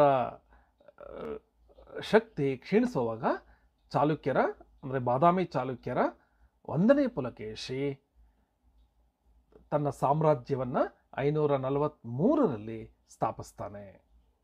ತಮ್ಮ ರಾಜ್ಯವನ್ನು ಕಳೆದುಕೊಂಡರೂ ಸಹ ಅವರ ಕದಂಬರ ಉಪಶಾಖೆಗಳಾದ ಬನವಾಸಿ, ಆನಗಲ್, ಗೋವೆ ಪ್ರದೇಶಗಳನ್ನು ಕೆಲವು ಪಾಳೆಗಾರರು ಅಥವಾ ಸಾಮಂತರಾಜರು ಆಳ್ತಾ ಇದ್ದರು. ಅವರು ಕಲ್ಯಾಣ ಚಾಲುಕ್ಯರ ಸಾಮಂತರಾಗಿದ್ದರು. 12ನೇ ಶತಮಾನದವರೆಗೂ ಸಹ ಇವರ ವಂಶ ಹಲವಾರು ಪ್ರದೇಶಗಳನ್ನು ತಮ್ಮ ತೆಕ್ಕೆಯಲ್ಲಿ ಇಟ್ಕೊಂಡು ಪಾರುಪತ್ಯವನ್ನು ಮೆರೆದರು. ಈಗ ಕದಂಬರ ಆಡಳಿತದ ಸಮಯದಲ್ಲಿ ಧರ್ಮ, ಕಲೆ, ಸಂಸ್ಕೃತಿಗೆ ಅವರು ಹೇಗೆ ಪ್ರೋತ್ಸಾಹ ಕೊಡ್ತಾಯಿದ್ರು, ಪ್ರೇರಣೆ ಕೊಡ್ತಾಯಿದ್ರು ಅಂತ ನೋಡೋದಾದರೆ, ಬನವಾಸಿಯ ಕದಂಬರು ಸುಮಾರು 300 ವರ್ಷಗಳವರೆಗೆ ಕನ್ನಡದ ಪ್ರದೇಶಗಳನ್ನು ಆಳಿದ್ದಾರೆ. ಯಾವ ಪ್ರದೇಶ ಅಂದರೆ ಅದು ಇಂದಿನ ಬೆಳಗಾವಿ, ಕಾರವಾರ, ಉತ್ತರ ಕನ್ನಡ, ಶಿವಮೊಗ್ಗ, ಚಿತ್ರದುರ್ಗ ಹಾಗೂ ಬಳ್ಳಾರಿ ಜಿಲ್ಲೆಗಳ ಹಲವಾರು ಪ್ರದೇಶಗಳು ಈ ಕದಂಬರ ಆಡಳಿತದಲ್ಲಿ ಇತ್ತು. ಕದಂಬರು ವೈದಿಕ ಧರ್ಮೀಯರು ಆಗಿದ್ದರು. ತಾಳಗುಂದದ ಶಾಸನ ಅವರು ಏನು ಹೇಳುತ್ತೆ ಅಂದರೆ, ಬ್ರಾಹ್ಮಣರು ಮಂತ್ರ, ವೇದ ಪಠಣಗಳನ್ನು ಮಾಡುತ್ತಿದ್ದರ ವಿವರಗಳನ್ನು ದಾಖಲಿಸುತ್ತೆ. ಕದಂಬರ ಕೃಷ್ಣವರ್ಮ ಅಶ್ವಮೇಧ ಯಾಗ ಮಾಡಿರ್ತಾನೆ. ಆದ್ದರಿಂದ ಅವರು ವೈದಿಕ ಧರ್ಮದವರು ಅಂತ ಹೇಳಬಹುದು. ಆದರೆ ವಾರಿಶೇನ, ಧರ್ಮನಂದಿ ಮುಂತಾದ ಪಂಡಿತರು ಈ ದೊರೆಗಳ ಆಶ್ರಯದಲ್ಲಿ ಇದ್ದರು. ಪ್ರಾಚೀನ ಬನವಾಸಿ ಪ್ರಸಿದ್ಧ ಬೌದ್ಧ ಕೇಂದ್ರವಾಗಿತ್ತು. ಅಕ್ಕಮಹಾದೇವಿಯ ವಚನವೊಂದು ಏನು ಹೇಳುತ್ತೆ ಅಂದರೆ, ಬನವಾಸಿ 12ನೇ ಶತಮಾನದವರೆಗೂ ಬೌದ್ಧ ಕೇಂದ್ರವಾಗಿತ್ತು ಅಂತ ಹೇಳುತ್ತೆ. ಬನವಾಸಿಯ ಕದಂಬರು ಬೌದ್ಧ ಧರ್ಮಕ್ಕೂ ಸಹ ಸಮಾನ ಸ್ಥಾನಮಾನವನ್ನು ನೀಡಿದರು ಅಂತ ಸಹ ಗೊತ್ತಾಗುತ್ತೆ. ಚಂದ್ರವಳ್ಳಿಯ ಮಯೂರವರ್ಮನ ಶಾಸನ ಪ್ರಾಕೃತ ಭಾಷೆಯಲ್ಲಿ ರಚನೆಗೊಂಡಿದೆ. ಕದಂಬರ ಕಾಲದ ಹಲವು ಶಾಸನಗಳು ಪ್ರಾಕೃತ ಭೂಯಿಷ್ಠವಾದದ್ದರಿಂದ ಜೈನ ಧರ್ಮೀಯರು, ಜಿನಪಂಡಿತರು ಇಲ್ಲಿ ನೆಲೆಸಿದ್ರು ಅಂತ ಹೇಳಬಹುದು. ಹೀಗೆ ಕನ್ನಡ ಸಾಹಿತ್ಯದ ಆರಂಭಿಕ ಅವಸ್ಥೆಯಲ್ಲಿ ಸರ್ವಧರ್ಮಗಳಿಗೂ ಸಮಾನ ಆಶ್ರಯವಿತ್ತು ಪೋಷಿಸಿದ ಕೀರ್ತಿ ಬನವಾಸಿ ಕದಂಬರಿಗೆ ಸಲ್ಲುತ್ತೆ. ಅವರ ಕಾಲದಲ್ಲಿ ಯಾವುದೇ ಕನ್ನಡ ಕಾವ್ಯ ಹೊರಗೆ ಬರದೇ ಇದ್ದರೂ ಸಹ, ಈಗ ನಮಗೆ ಲಭ್ಯ ಇಲ್ಲದೆ ಇದ್ದರೂ ಸಹ ಶಾಸನಗಳು ಹಲವಾರು ಲಭ್ಯ ಇದೆ. ಆ ಶಾಸನದಲ್ಲಿ ಕನ್ನಡದ ಸಾಹಿತ್ಯವನ್ನು ನಾವು ನೋಡಬಹುದು. ಕದಂಬರ ಕಾಲದ ಸಾಂಸ್ಕೃತಿಕ ಚಟುವಟಿಕೆಗಳೊಡನೆ ಕೆಲವು ಆಚಾರ ವಿಚಾರಗಳನ್ನು ಬೆರೆತಿರೋದು ನಾವು ಕಾಣಬಹುದು. ಬನವಾಸಿಯ ಪ್ರಮುಖ ಆಕರ್ಷಣೆಯ ಕೇಂದ್ರಬಿಂದು ಮಧುಕೇಶ್ವರ ದೇವಾಲಯ. ಕಲ್ಲಿನ ತೂಗುಯ್ಯಾಲೆಯಲ್ಲಿರುವ ಮಧುಕೇಶ್ವರನ ವಿವಾಹ ಘಟಿಸುವುದು ಅಲ್ಲಿನ ಸಾಂಸ್ಕೃತಿಕ ಆಚರಣೆಯ ಒಂದು ದ್ಯೋತಕ ಅಂತ ಹೇಳಬಹುದು. ಹಲ್ಮಿಡಿ ಶಾಸನಗೆ ಹೇಳಿರುವ ಬಾಳ್ಗಚ್ಚು ಅಂದರೆ ಯುದ್ಧ ಗೆದ್ದ ವೀರನ ಕತ್ತಿಯನ್ನು ದುರ್ಗಾ ಪರಮೇಶ್ವರಿಯ ಒಡಲಿನಲ್ಲಿ ಇಟ್ಟು ಪೂಜಿಸಿ ಮೆರವಣಿಗೆ ಮಾಡುವ ಸಂಪ್ರದಾಯ, ಅದನ್ನು ಬಾಳ್ಗಚ್ಚು ಅಂತ ಹೇಳಲಾಗ್ತಿತ್ತು. ಈ ಸಂಪ್ರದಾಯ ಸಹ ಆಗಿನ ಕಾಲದಲ್ಲಿ ಇತ್ತು. ಇವೆಲ್ಲ ನೋಡಿದ್ರೆ ಕದಂಬರ ಕಾಲವು ಸಂಸ್ಕೃತಿಯ ಆಚಾರ ವಿಚಾರಗಳಿಗೆ, ಧರ್ಮ, ಶ್ರದ್ಧೆ, ನಂಬಿಕೆಗಳಿಗೆ ಕಟಿಬದ್ಧವಾಗಿತ್ತು ಅಂತ ಸ್ಪಷ್ಟವಾಗಿ ನಾವು ಹೇಳಬಹುದು. ಕದಂಬರ ನಂತರದ ರಾಜವಂಶ ಗಂಗರು ಪ್ರಸ್ತುತ ಕೋಲಾರ, ಬೆಂಗಳೂರು, ಮೈಸೂರು, ಮಂಡ್ಯ, ತುಮಕೂರು ಜಿಲ್ಲೆಗಳ ಪ್ರದೇಶವನ್ನು ಪ್ರಾಚೀನ ಕಾಲದಲ್ಲಿ ಗಂಗವಾಡಿ ಅಂತ ಹೇಳ್ತಾ ಇದ್ರು. ಈ ಪ್ರದೇಶವನ್ನು ಗಂಗವಂಶದವರು ಕ್ರಿಸ್ತಶಕ 350ರಿಂದ ಅಥವಾ 340ರಿಂದ 500ರವರೆಗೆ ಆಳ್ವಳಿಕೆ ನಡೆಸಿದ್ರು. ಆದರೆ ಮುಂದೆ ಇವರು ರಾಷ್ಟ್ರಕೂಟರಿಗೆ, ಬಾದಾಮಿ ಚಾಲುಕ್ಯರಿಗೆ ಸಾಮಂತರಾಗಿ 10ನೇ ಶತಮಾನದವರೆಗೂ ಸಾಮಂತರಾಜರಾಗಿ ಹಲವಾರು ಪ್ರದೇಶಗಳ ಆಡಳಿತವನ್ನು ನಡೆಸ್ತಾ ಇದ್ರು. ತಲಕಾಡು ಮತ್ತು ಬೆಂಗಳೂರು ಜಿಲ್ಲೆಯ ಮಣ್ಣೆ ಎಂಬುದು ಇವರ ರಾಜಧಾನಿಗಳಾಗಿತ್ತು. ಶಾಸನ ಆಧಾರಗಳ ಜೊತೆಗೆ ಪ್ರಾಕೃತದ ಲೋಕವಿಭಾಗ ಮತ್ತು ಕನ್ನಡದ ಚಾವುಂಡರಾಯ ಪುರಾಣ ಕೃತಿಗಳಲ್ಲಿ ಈ ಗಂಗರ ಕುರಿತು ಅನೇಕ ವಿಷಯಗಳು ಹೇಳಲಾಗಿದೆ. ವಿಶೇಷವಾಗಿ ತಮಿಳು ಶಾಸನದಲ್ಲಿ ಗಂಗರನ್ನು ಕೊಂಗಣಿ ಅರಸರು ಅಂತ ಹೇಳ್ತಾ ಇದ್ರು. ಇನ್ನು ಗಂಗರ ಮೂಲ ಏನು ಅಂತ ನೋಡೋದಾದರೆ, ಇವರ ಕಾಲದ ಶಾಸನಗಳಲ್ಲಿ ಗಂಗರು ಜಾಹ್ನವೇರಿಯ ಕುಲಸಂಭೂತರು, ಕಾಣ್ವಾಯನ ಗೋತ್ರಜವರು ಅಂತ ಹೇಳಲಾಗಿದೆ. ಇವರ ಮೊದಲ ಅರಸ ಕೊಂಗಣಿ ವರ್ಮ. ಇವರ ರಾಜಧಾನಿ ತಲಕಾಡು. ಈ ಗಂಗರ ಮೂಲದ ಬಗ್ಗೆ ಸಹ ಹಲವಾರು ಕಥೆಗಳಿವೆ. ಮೊದಲು ಉತ್ತರದ ಅಯೋಧ್ಯಾಪುರದಲ್ಲಿದ್ದರು, ನಂತರ ಅಹಿಚ್ಛತ್ರಪುರದಲ್ಲಿ ಆಳ್ತಾ ಇದ್ರು. ಇವರಲ್ಲಿ ದಡಿಗ ಮತ್ತು ಮಾಧವ ಎಂಬ ರಾಜ್ಕುಮಾರರು ದಕ್ಷಿಣದ ಕಡೆಗೆ ಬಂದು ಈಗಿನ ಆಂಧ್ರ ಪ್ರದೇಶದ ಕಡಪ ಜಿಲ್ಲೆಯ ಗಂಗಪೆರೂರಿನಲ್ಲಿ ನೆಲೆಸಿದ್ರು. ಕ್ರಮೇಣ ಗಂಗವಾಡಿ ರಾಜ್ಯವನ್ನು ವಿಸ್ತರಿಸಿಕೊಂಡ್ರು ಅಂತ ಸಹ ಹೇಳಲಾಗುತ್ತೆ. ಅಂತಿಮವಾಗಿ ಇವರ ವಂಶಸ್ಥನಾದ ಕೊಂಗಣಿ ವರ್ಮ ತಲಕಾಡಿಗೆ ರಾಜಧಾನಿ ಅಂತ ಮಾಡಿಕೊಂಡು ತಲಕಾಡನ್ನು ಅಲ್ಲಿ ಗಂಗರಾಜ್ಯವನ್ನು ಸ್ಥಾಪಿಸ್ತಾನೆ. ಗಂಗ ರಾಜವಂಶವನ್ನು ಸ್ಥಾಪಿಸಿದ ಕೊಂಗಣಿ ವರ್ಮ 340ರಿಂದ 370ರವರೆಗೆ ಈ ಗಂಗರಾಜ್ಯವನ್ನು ಆಳ್ತಾನೆ. ನಂತರ ಅವನ ಮೊದಲನೆಯ ಮಗ ಮಾಧವ, 1ನೆಯ ಮಾಧವ 370ರಿಂದ 390ರವರೆಗೆ ರಾಜ್ಯವನ್ನು ಆಳ್ತಾನೆ. ಮಾಧವನ ಮಕ್ಕಳು ಹರಿವರ್ಮ, ಆರ್ಯವರ್ಮ ಮತ್ತು ಕೃಷ್ಣವರ್ಮ. ಈ ಮೂವರು ಗಂಗಾ ಮನೆತನದ 3 ಶಾಖೆಗಳಾದ ಪರವಿ, ಕೈವಾರ, ತಲಕಾಡುಗಳಲ್ಲಿ ಆಳೋದಕ್ಕೆ ಪ್ರಾರಂಭ ಮಾಡ್ತಾರೆ ಅಂತ ಶ್ರೀಕಂಠ ಶಾಸ್ತ್ರಿಯವರು ತಮ್ಮ ಪ್ರತಿಪಾದನೆಯನ್ನು ಮಂಡಿಸಿದ್ದಾರೆ. ಈ 1ನೇ ಮಾಧವನು ದತ್ತಕ ಸೂತ್ರ ಎಂಬ ಗ್ರಂಥಕ್ಕೆ ವೃತ್ತಿ ಬರೆದಿದ್ದಾನೆ ಅಂತ ಶಾಸನಗಳು ಹೇಳಿವೆ. 1ನೇ ಮಾಧವನ ನಂತರ ಹರಿವರ್ಮ ಪಟ್ಟಕ್ಕೆ ಬರ್ತಾನೆ. ಆತ 390ರಿಂದ 410ರವರೆಗೆ ಗಂಗರಾಜ್ಯವನ್ನು ಆಳ್ತಾನೆ. ಇವನ ನಂತರ ಹರಿವರ್ಮನ ನಂತರ 2ನೆಯ ಮಾಧವ ಅಲ್ಪಕಾಲ ಗಂಗರಾಜ್ಯವನ್ನು ಆಳ್ತಾನೆ. 2ನೆಯ ಮಾಧವನ ಕಾಲದಲ್ಲಿ ಪಲ್ಲವರೊಡನೆ ಒಳ್ಳೆ ಸಂಬಂಧ ಇಟ್ಕೊಂಡಿರ್ತಾನೆ. ಈ 2ನೇ ಮಾಧವನಿಗೆ ವಿಷ್ಣುಗೋಪ ಮತ್ತು ವಿವರವರ್ಮ ಅಂತ ಇಬ್ಬರು ಸೋದರರು ಇರ್ತಾರೆ. ಮುಮ್ಮಡಿ ಮಾಧವನೇ ವಿಷ್ಣುಗೋಪನ ಮಗ. 2ನೇ ಮಾಧವನ ನಂತರ ವಿಷ್ಣುಗೋಪ ರಾಜ್ಯವನ್ನು ಆಳ್ತಾನೆ. ಅವನ ನಂತರ ಮುಮ್ಮಡಿ ಮಾಧವ, ವಿಷ್ಣುಗೋಪನ ಮಗ, ರಾಜ್ಯವನ್ನು ಆಳ್ತಾನೆ. ಸುಮಾರು 36 ವರ್ಷಗಳ ಕಾಲ 3ನೇ ಮಾಧವ, ಮುಮ್ಮಡಿ ಮಾಧವ 430ರಿಂದ 466ರವರೆಗೆ ಆಳ್ವಿಕೆಯನ್ನು ನಡೆಸ್ತಾನೆ. ಈತ ಕದಂಬ ವರ್ಷದ ದೊರೆ ಕಾಕುತ್ಸವರ್ಮನ ಮಗಳನ್ನು ಮದುವೆ ಮಾಡ್ಕೋತಾನೆ. ಇವರಿಬ್ಬರ ಮಗನೇ ಅವಿನೀತ. ಈ ಅವಿನೀತ 466ರಿಂದ 495ರವರೆಗೆ ಆಡಳಿತವನ್ನು ನಡೆಸ್ತಾನೆ. ಅವಿನೀತನ ಕತೆ ವಿಶಿಷ್ಟವಾಗಿದೆ. ಆತ ತಾಯಿಯ ಮಡಿಲಲ್ಲಿದ್ದಾಗಲೇ 1-2 ವರ್ಷದ ವಯಸ್ಸಾಗಿರುವಾಗೆ ಅವನಿಗೆ ರಾಜ್ಯಾಭಿಷೇಕ ಆಗುತ್ತೆ ಅಂತ ಕೆಲವು ಶಾಸನಗಳು ಹೇಳಿವೆ. ಅವನು ದೊಡ್ಡವನಾದಾಗ ಪುನ್ನಾಟ ಮತ್ತೊಂದು ರಾಜವಂಶ, ಇದು ಮೈಸೂರು, ಚಾಮರಾಜನಗರ ಪ್ರದೇಶಗಳ ಒಂದು ಚಿಕ್ಕ ರಾಜ್ಯವಾಗಿತ್ತು. ಅವುಗಳ ಆ ಪ್ರದೇಶದಲ್ಲಿದ್ದ ಒಂದು ಚಿಕ್ಕ ರಾಜ್ಯ ಆಗಿತ್ತು ಪುನ್ನಾಟ. ಆ ಪುನ್ನಾಟ ದೊರೆಯ ಸ್ಕಂದವರ್ಮನ ಮಗಳು ಜ್ಯೇಷ್ಠಾದೇವಿ ಅವಿನೀತನ ಪತ್ನಿಯಾಗಿರ್ತಾಳೆ. ಈ ಅವಿನೀತ ಒಂದು ಬಸದಿಗೆ ದತ್ತಿಯನ್ನು ಬಿಟ್ಟ ಅಂತ ಒಂದು ಶಾಸನ ಹೇಳುತ್ತೆ. ಈತನ ಗುರು ಜೈನ ವಿಜಯಕೀರ್ತಿ. ಈತ ವೈಯಕ್ತಿಕವಾಗಿ ಜೈನ ಮತದ ಅವಲಂಬಿಯಾಗಿದ್ದರೂ ಸಮನ್ವಯ ದೃಷ್ಟಿಯಿಂದ ಪ್ರಜೆಗಳ ಒಲವನ್ನು ಸಂಪಾದಿಸಿದ್ದ. ದುಷ್ಟರಾದ ಸಾಮಂತರನ್ನು ಆತ ತಾನು 25ನೇ ವರ್ಷದಲ್ಲಿದ್ದುವಾಗೆ ಸದೆಬಡೆದು ರಾಜ್ಯದಲ್ಲಿ ಸ್ಥಿರತೆಯನ್ನು ನೆಲೆಸ್ತಾನೆ. ಈತ 466ರಿಂದ 495ರವರೆಗೆ ಗಂಗರಾಜ್ಯವನ್ನು ಆಳ್ತಾನೆ. ಅವಿನೀತ ಮತ್ತು ಜ್ಯೇಷ್ಠಾದೇವಿಯರ ಪುತ್ರ ದುರ್ವಿನೀತ.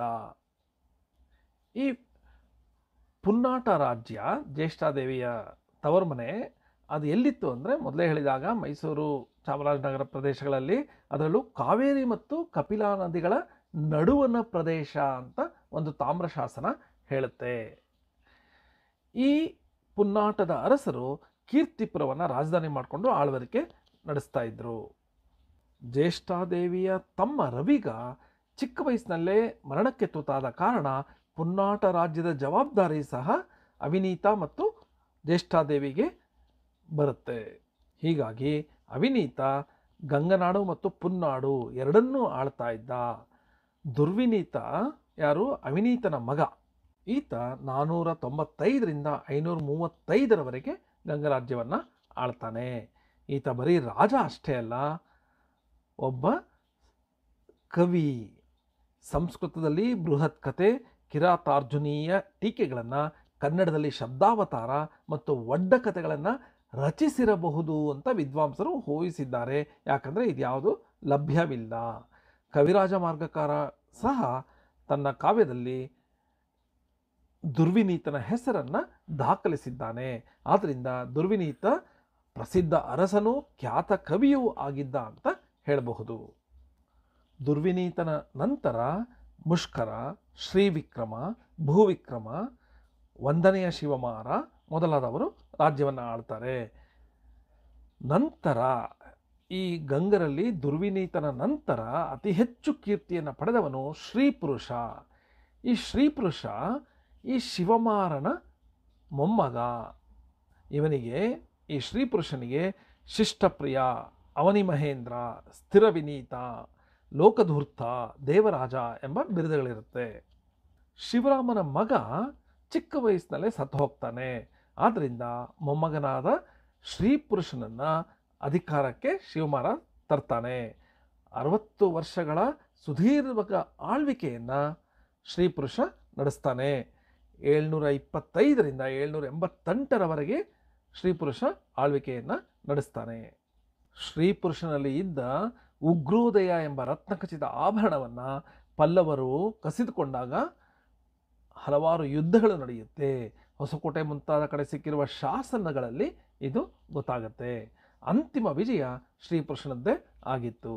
ಈ ಶ್ರೀಪುರುಷನ ಕಾಲದಲ್ಲಿ ಗಂಗರಾಜನ ಮಗಳನ್ನು ಬಲವಂತವಾಗಿ ಹೊತ್ತೊಯ್ದು ಪಾಂಡ್ಯ ಮನೆತನದ ಪರಾಂತಕ ನೆಂಡುಚ್ಚಳೆಯನ್ ತಂದೆಯಾದ ತೇರ್ಮಾನಗೆ ಮದುವೆ ಮಾಡಿಕೊಟ್ಬಿಡ್ತಾರೆ. ಆಗ ಗಂಗರಿಗೂ ಪಾಂಡ್ಯರಿಗೂ ನಿರಂತರವಾದ ಕದನಗಳು ಏರ್ಪಟ್ಟಿತ್ತು. ಆಗ ಗಂಗರ ಸಹಾಯಕ್ಕೆ ಬಂದವರು ವಲ್ಲಭರು. ವಲ್ಲಭರು ಅನ್ನೋದು ಬಾದಾಮಿ ಚಾಲುಕ್ಯರ ಬಿರುದು. ಹೀಗಾಗಿ ಬಾದಾಮಿ ಚಾಲುಕ್ಯರಿಗೂ ಗಂಗರಿಗೂ ಉತ್ತಮವಾದ ಸಂಬಂಧ ಇತ್ತು ಅಂತ ಗೊತ್ತಾಗುತ್ತೆ. ಚಾಲುಕ್ಯರಿಗೆ ವಿಧೇಯನಾಗಿದ್ದ ಶ್ರೀಪುರುಷನು ಅದಕ್ಕಾಗಿ ರಾಷ್ಟ್ರಕೂಟರ ವಿರೋಧವನ್ನು ಕಟ್ಕೊಳ್ಬೇಕಾಗತ್ತೆ. ಆಗ ರಾಷ್ಟ್ರಕೂಟರ ದೊರೆ 1ನೇ ಕೃಷ್ಣ ಶ್ರೀಪುರುಷನ ವಿರುದ್ಧ ದಂಡೆತ್ತಿ ಬರ್ತಾನೆ. ಕ್ರಿಸ್ತಶಕ 768ರಲ್ಲಿ ಗಂಗರ ಮಣ್ಣೆನಗರಕ್ಕೆ ಸೈನ್ಯ ಸಮೇತ ನುಗ್ತಾನೆ. ಶ್ರೀಪುರುಷನ ಸೈನಿಕರು ಕೃಷ್ಣನ ಸೈನ್ಯವನ್ನು ಎದುರಿಸ್ತಾರೆ. ಆಗ ಅವರು ರಾಯಚೂರು ಜಿಲ್ಲೆಯ ಕಂಪ್ಲಿಯವರೆಗೆ ಶತ್ರು ಸೈನ್ಯವನ್ನು ಅಟ್ಟಿಸ್ಕೊಂಡು ಹೋಗ್ತಾರೆ. ಆಗ ಕೃಷ್ಣನ ವಶವಾಗಿದ್ದ ನಿರ್ಗುಂದ ಪ್ರದೇಶ ಮರಳಿ ಶ್ರೀಪುರುಷನ ವಶವಾಗುತ್ತೆ. ಶ್ರೀಪುರುಷನನ್ನ ಶಾಸನಗಳು ರಣಭಾಜನ, ರಾಜಕೇಸರಿ, ಭೀಮಕೋಪ ಅಂತ ಎಲ್ಲ ಬಣ್ಣಿಸಿವೆ. ಶ್ರೀಪುರುಷನ ಮತ್ತೊಂದು ಹೆಸರು ಸೈಗೊಟ್ಟ ಶಿವಮಾರ ಅಂತ ಸಹ ಹೇಳಲಾಗುತ್ತೆ. ಶಾಸನವೊಂದರಲ್ಲಿ ಈ ಶ್ರೀಪುರುಷ ಗಜಾಷ್ಟಕ ಎಂಬ ಗಜಶಾಸ್ತ್ರ ಗ್ರಂಥವನ್ನು ರಚಿಸಿದ್ದ ಅಂತ ಹೇಳಿದೆ. ಇವನಿಗೆ ಎರೆಯಪ್ಪ, ಇಮ್ಮಡಿ ಶಿವಮಾರ, ವಿಜಯಾದಿತ್ಯ ಎಂಬ ಮಕ್ಕಳಿರ್ತಾರೆ. ಆ ಕಡೆ ರಾಷ್ಟ್ರಕೂಟರ ರಾಜರುಗಳಾದ 1ನೇ ಕೃಷ್ಣ ನಂತರ ಬಂದ ಇಮ್ಮಡಿ ಗೋವಿಂದ, ಧ್ರುವ ಸಹ ಗಂಗರನ್ನ ಬಗ್ಗು ಬಡಿಯಲು ಪ್ರಯತ್ನ ಪಡ್ತಾರೆ. ಆದರೆ ಶ್ರೀಪುರುಷನ ಬಲದ ಮುಂದೆ ಇದ್ಯಾವುದು ನಡೆಯೋದಿಲ್ಲ. ಶ್ರೀಪುರುಷನ ಅನಂತರ ಬಂದ ಇಮ್ಮಡಿ ಶಿವಮಾರ ಧ್ರುವನಿಂದ ಪರಾಜಿತನಾಗಿ ಸೆರೆಯಾಳಾಗ್ತಾನೆ. ಆಗ ಗಂಗಮಂಡಲ ರಾಷ್ಟ್ರಕೂಟರ ಅಧೀನಕ್ಕೆ ಒಳಪಡುತ್ತೆ. ಇಮ್ಮಡಿ ಶಿವಮಾರನನ್ನ ಸೆರೆಯಾಳನ್ನಾಗಿ ಮಾಡಿಕೊಂಡು ರಾಷ್ಟ್ರಕೂಟರು 1ನೇ ಮಾರಸಿಂಹನಿಗೆ ಪಟ್ಟ ಕಟ್ತಾರೆ. ಈ 1ನೇ ಮಾರಸಿಂಹ 812ರಿಂದ 817ರವರೆಗೆ ರಾಜ್ಯವನ್ನು ಆಳ್ತಾನೆ. ಮಾರಸಿಂಹನ ನಂತರ 1ನೇಯ ರಾಚಮಲ್ಲ ರಾಷ್ಟ್ರಕೂಟರ ಮಾಂಡಳಿಕರಾಗಿ ಅಧಿಕಾರ ವಹಿಸ್ಕೋತಾನೆ.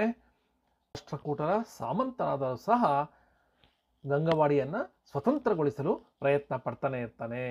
ಈತನ ಮಗ ನೀತಿ ಮಾರ್ಗ ಸಹ 853ರಿಂದ 870ರವರೆಗೆ ರಾಜ್ಯವಾಳ್ತಾ ಸ್ವತಂತ್ರನಾಗೋದಕ್ಕೆ ಪ್ರಯತ್ನ ಪಡ್ತಾನೆ ಇರ್ತಾನೆ ರಾಷ್ಟ್ರಕೂಟರಿಂದ ಹೊರಗೆ ಬರೋದಕ್ಕೆ. ಆಗ ರಾಷ್ಟ್ರಕೂಟ ದೊರೆ ಅಮೋಘ ವರ್ಷಂಗೆ ಕೋಪ ಬಂದು ರಾಜರಾಮಡು ಎಂಬಲ್ಲಿ ಇವರ ವಿರುದ್ಧ, ಗಂಗರ ವಿರುದ್ಧ ಕದನವನ್ನು ಸಾರ್ತಾನೆ. ಆದರೆ ರಾಷ್ಟ್ರಕೂಟರಿಗೆ ನಿಶ್ಚಿತವಾದ ಜಯ ದೊರೆಯೋದಿಲ್ಲ. ಒಮ್ಮೆ ಯುದ್ಧದಲ್ಲಿ ಯಾರಿಗೂ ಜಯ ತೋರದೆ ಇದ್ರೆ ಏನಾಗ್ತಾರೆ, ಅವರಿಬ್ರು ಸ್ನೇಹಿತರಾಗ್ಬಿಡ್ತಾರೆ. ಹಾಗಾಗಿ ಎರೆಯಂಗ ಮತ್ತು ಅಮೋಘ ವರ್ಷ ಸ್ನೇಹಿತರಾಗ್ಬಿಡ್ತಾರೆ. ಅದರ ಕುರುಹ ಆಗಿ ಅಮೋಘ ವರ್ಷನ ಮಗಳಾದ ಚಂದ್ರೋಳಬ್ಬೆಯನ್ನ ಎರೆಯಂಗನ ಕಿರಿಯ ಮಗ ಭೂತುಗನಿಗೆ ಕೊಟ್ಟು ಮದುವೆ ಮಾಡಿಕೊಡ್ತಾರೆ. ಈ ವಿವಾಹದ ನಂತರ ರಾಷ್ಟ್ರಕೂಟ ಮತ್ತು ಗಂಗರ ನಡುವೆ ವೈಮನಸ್ಸು ದೂರ ಆಗಿ ಅವರು ರಕ್ತ ಸಂಬಂಧಿಗಳಾಗ್ತಾರೆ. ಆದ್ದರಿಂದ ನಾವು ಸಹ ಏನು ಕಲಿಬೇಕು ಅಂದರೆ, ಇಬ್ಬರು ವೈರಿಗಳಿದ್ರೆ ಅವ್ರ ಮಧ್ಯ ಸಂಬಂಧ ಏರ್ಪಡಿಸ್ಬಿಡ್ಬೇಕು. ಆ ವೈರಿಗಳು ಸಂಬಂಧಿಗಳಾಗಿ ಆತ್ಮೀಯರಾಗ್ಬಿಡ್ತಾರೆ ಅನ್ನೋದು ಇದರಿಂದ ಗೊತ್ತಾಗುತ್ತೆ. ಎರೆಯಂಗನ ನಂತರ ಗಂಗರ ಆಡಳಿತ ಚುಕ್ಕಾಣಿ ಇಳಿದವನು ಇಮ್ಮಡಿ ರಾಚಮಲ್ಲ. ಈ ಇಮ್ಮಡಿ ರಾಚಮಲ್ಲ 870ರಿಂದ 907ರವರೆಗೆ 37 ವರ್ಷಗಳ ಕಾಲ ಆಡಳಿತ ನಡೆಸ್ತಾನೆ. ಇವನ ನಂತರ ಇವನಿಗೆ ಮಕ್ಕಳಿರೋದಿಲ್ಲ. ಆದ್ದರಿಂದ ಎರೆಯಪ್ಪ ಗಂಗಾಧಿಪತಿಯಾಗ್ತಾನೆ. ಈ ಎರೆಯಪ್ಪ ಆಡಳಿತ ನಡೆಸಿದ್ದು 907ರಿಂದ 920. ಇವನ ಸಮಯದಲ್ಲೇ ಇವನನ್ನು ಸ್ತುತಿ ಮಾಡಿ ಶೂದ್ರಕ ಕಾವ್ಯ ಎಂಬ ಗ್ರಂಥವನ್ನು ರಚಿಸಿದ್ದು ಮೊದಲನೆಯ ಗುಣವರ್ಮ. ಈತ ಮೊದಲನೆಯ ಗುಣವರ್ಮ ಕನ್ನಡದ ಮೊದಲ ಚಂಪೂ ಕವಿ ಅಂತ ಹೇಳಲಾಗುತ್ತೆ. ಈ ಎರೆಯಪ್ಪನ ನಂತರ ಗಂಗರ ರಾಜ್ಯವನ್ನು ನರಸಿಂಹ, ಮುಮ್ಮಡಿ ರಾಚಮಲ್ಲ ಕ್ರಮವಾಗಿ ಆಳ್ತಾರೆ. ಈ ಮುಮ್ಮಡಿ ರಾಚಮಲ್ಲನ ತಮ್ಮ ಎರಡನೆಯ ಭೂತುಗ ಅವನ ವಿರುದ್ಧ ಎದ್ದು ನಿಂತು ತಾನು ರಾಜ್ಯವನ್ನು ಆಳೋದಕ್ಕೆ ಪ್ರಯತ್ನ ಪಡ್ತಾನೆ. ಕೊನೆಗೆ 939ರಿಂದ 960ರವರೆಗೆ ಎರಡನೇ ಭೂತುಗ ರಾಜ್ಯವನ್ನು ಆಳ್ತಾನೆ. ಈ ಇಮ್ಮಡಿ ಭೂತುಗ ಬಹಳ ದೊಡ್ಡ ವೀರನಾಗಿರ್ತಾನೆ. ರಾಷ್ಟ್ರಕೂಟ ಅಮೋಘ ವರ್ಷ ಬದ್ದಗನ ಮಗಳಾದ ರೇವಕ ಇಮ್ಮಡಿ ಭೂಪನಿಗೆ ಕೊಟ್ಟು ವಿವಾಹ ಮಾಡಲಾಗುತ್ತೆ. ಆಗ ಗಂಗ ಭೂತುಗನ ಪ್ರಾಬಲ್ಯ ಹೆಚ್ಚಾಗುತ್ತೆ. ಇಮ್ಮಡಿ ಭೂತುಗ 939ರಲ್ಲಿ, ಹಲವು ಪುಸ್ತಕಗಳಲ್ಲಿ 936ರಲ್ಲಿ ಅಂತ ಸಹ ಹೇಳಲಾಗಿದೆ, ಈತ ಗಂಗ ಅರಸನಾಗಿ ರಾಜ್ಯಾಭಿಷಕ್ತನಾಗ್ತಾನೆ. ಈತನ ಮತ್ತು ರಾಷ್ಟ್ರಕೂಟರ ನಡುವಿನ ಬಾಂಧವ್ಯ ಗಟ್ಟಿಯಾಗಿರುತ್ತೆ. ಚೋಳರ ರಾಜಾದಿತ್ಯ ಮತ್ತು ಮುಮ್ಮಡಿ ಕೃಷ್ಣರ ನಡುವಣ ಯುದ್ಧದಲ್ಲಿ ಭೂತುಗನ ಪಾತ್ರ ಮಹತ್ತರವಾಗಿರುತ್ತೆ. ಭೂತುಗನ ಪರಮಾತ್ಮ ಮಣಲೆರ ಎಂಬುವನು ರಾಜಾದಿತ್ಯನನ್ನು ಇರಿದು ಕೊಂದ ಅಂತ ಅತಕೂರು ಶಾಸನ ಹೇಳುತ್ತೆ. ಅದರಿಂದ ಖುಷಿಪಟ್ಟ ಮುಮ್ಮಡಿ ಕೃಷ್ಣ ಭೂತುಗನಿಗೆ ಬೆಳ್ವಲ, ಪುಲಿಗೆರೆ, ಬಾಗೇನಾಡು, ಕಿಸುನಾಡು, ಬನವಾಸಿ ಮೊದಲಾದ ಪ್ರಾಂತ್ಯಗಳ ಆಧಿಪತ್ಯವನ್ನು ಕೊಡ್ತಾನೆ. ಆರಂಭ ಕಾಲದಲ್ಲಿ ರಾಷ್ಟ್ರಕೂಟರಿಂದ ಚಿಕ್ಕದಾಗಿದ್ದ ಗಂಗಮಂಡಲ ಅದೇ ರಾಷ್ಟ್ರಕೂಟರ ಸಹಾಯದೊಂದಿಗೆ ದೊಡ್ಡದಾಗ್ತಾ ಹೋಗುತ್ತೆ. ಆ ಸಂದರ್ಭದಲ್ಲಿ ಗಂಗಮಂಡಲ ಅಂದರೆ ಭೂತುಗನ ಕಾಲದಲ್ಲಿ ಗಂಗಮಂಡಲ ಉಚ್ಛ್ರಾಯ ಸ್ಥಿತಿಯಲ್ಲಿತ್ತು ಅಂತ ಹೇಳಬಹುದು. ಈ ಇಮ್ಮಡಿ ಭೂತುಗನ ನಂತರ ಅವನ ಹಿರಿಯ ಮಗ ಮರುಳ ಕೇವಲ 2 ವರ್ಷ ಆಡಳಿತ ನಡೆಸ್ತಾನೆ. ನಂತರ 963ರಲ್ಲಿ ಎರಡನೆಯ ಮಾರಸಿಂಹ ಗಂಗಾಧಿಪತಿ ಆಗ್ತಾನೆ. ನಂತರ ಮುಮ್ಮಡಿ ಕೃಷ್ಣನ ಮರಣಾನಂತರ ರಾಷ್ಟ್ರಕೂಟ ಸಾಮ್ರಾಜ್ಯ ಸಹ ಕ್ಷೀಣಿಸ್ತಾ ಹೋಗುತ್ತೆ. ಪಶ್ಚಿಮ ಮನೆತನದ ಇಮ್ಮಡಿ ತೈಲಪ ಚಾಲುಕ್ಯ ರಾಜ್ಯವನ್ನು ಮತ್ತೆ ಪುನಃಸ್ಥಾಪನೆ ಮಾಡ್ತಾನೆ. ಆದರೆ ಮಾರಸಿಂಹ ರಾಷ್ಟ್ರಕೂಟರ ಆಧಿಪತ್ಯವನ್ನು ಬಿಟ್ಕೊಡೋದಕ್ಕೆ ಒಪ್ಪೋದಿಲ್ಲ. ಆದ್ದರಿಂದ ಅವನು ಕಲ್ಯಾಣ ಚಾಲುಕ್ಯರ ಜೊತೆ ಕದನಕ್ಕಿಳಿತಾನೆ. ಅಷ್ಟೇ ಅಲ್ಲದೆ ನೊಳಂಬರನ್ನು ಸೋಲಿಸಿ ನೊಳಂಬ ಕುಲಾಂತಕ ಅಂತ ಸಹ ಹೆಸರು ಪಡ್ಕೋತಾನೆ. ಹೀಗೆ ಮಾರಸಿಂಹ ಯುದ್ಧಗಳನ್ನು ಮಾಡ್ತಾ ಕೊನೆಯಲ್ಲಿ ಸತ್ತು ಹೋದಾಗ ತೈಲಪ ಮತ್ತು ಸತ್ಯಾಶ್ರಯರು ಕಲ್ಯಾಣ ಚಾಲುಕ್ಯರ ಸಾಮ್ರಾಜ್ಯವನ್ನು ಪುನಃಸ್ಥಾಪನೆ ಮಾಡ್ತಾರೆ. ಈ ಮಾರಸಿಂಹನ ಸಮಯದಲ್ಲೇ ಆತನ ಮಗ 4ನೆಯ ರಾಚಮಲ್ಲ ಮತ್ತು ಅವನ ಚಿಕ್ಕಪ್ಪ ನೀತಿ ಮಾರ್ಗ ರಾಜ್ಯ ಪಟ್ಟಕ್ಕಾಗಿ ನಿರಂತರ ಕಲಹದಲ್ಲಿ ತೊಡಕೊಂಡಿರ್ತಾರೆ. ಅದನ್ನೆಲ್ಲ ನೋಡಿ ಬೇಸತ್ತ ಮಾರಸಿಂಹ ರಾಜ್ಯವನ್ನು ತ್ಯಜಿಸಿ ಜೈನ ಧರ್ಮದ ಸಲ್ಲೇಖನ ವ್ರತ ಆಚರಿಸುತ್ತಾ ಪ್ರಾಣವನ್ನು ಬಿಡ್ತಾನೆ. ರಾಷ್ಟ್ರಕೂಟರ 4ನೇ ಇಂದ್ರ ಸಹ ಇದೇ ದಾರಿಯನ್ನು ಹಿಡಿತಾನೆ. ಅಲ್ಲಿಗೆ ರಾಷ್ಟ್ರಕೂಟರ ಆಳ್ವಿಕೆ ಸಹ ಸಮಾಪ್ತಿಯಾಗುತ್ತೆ.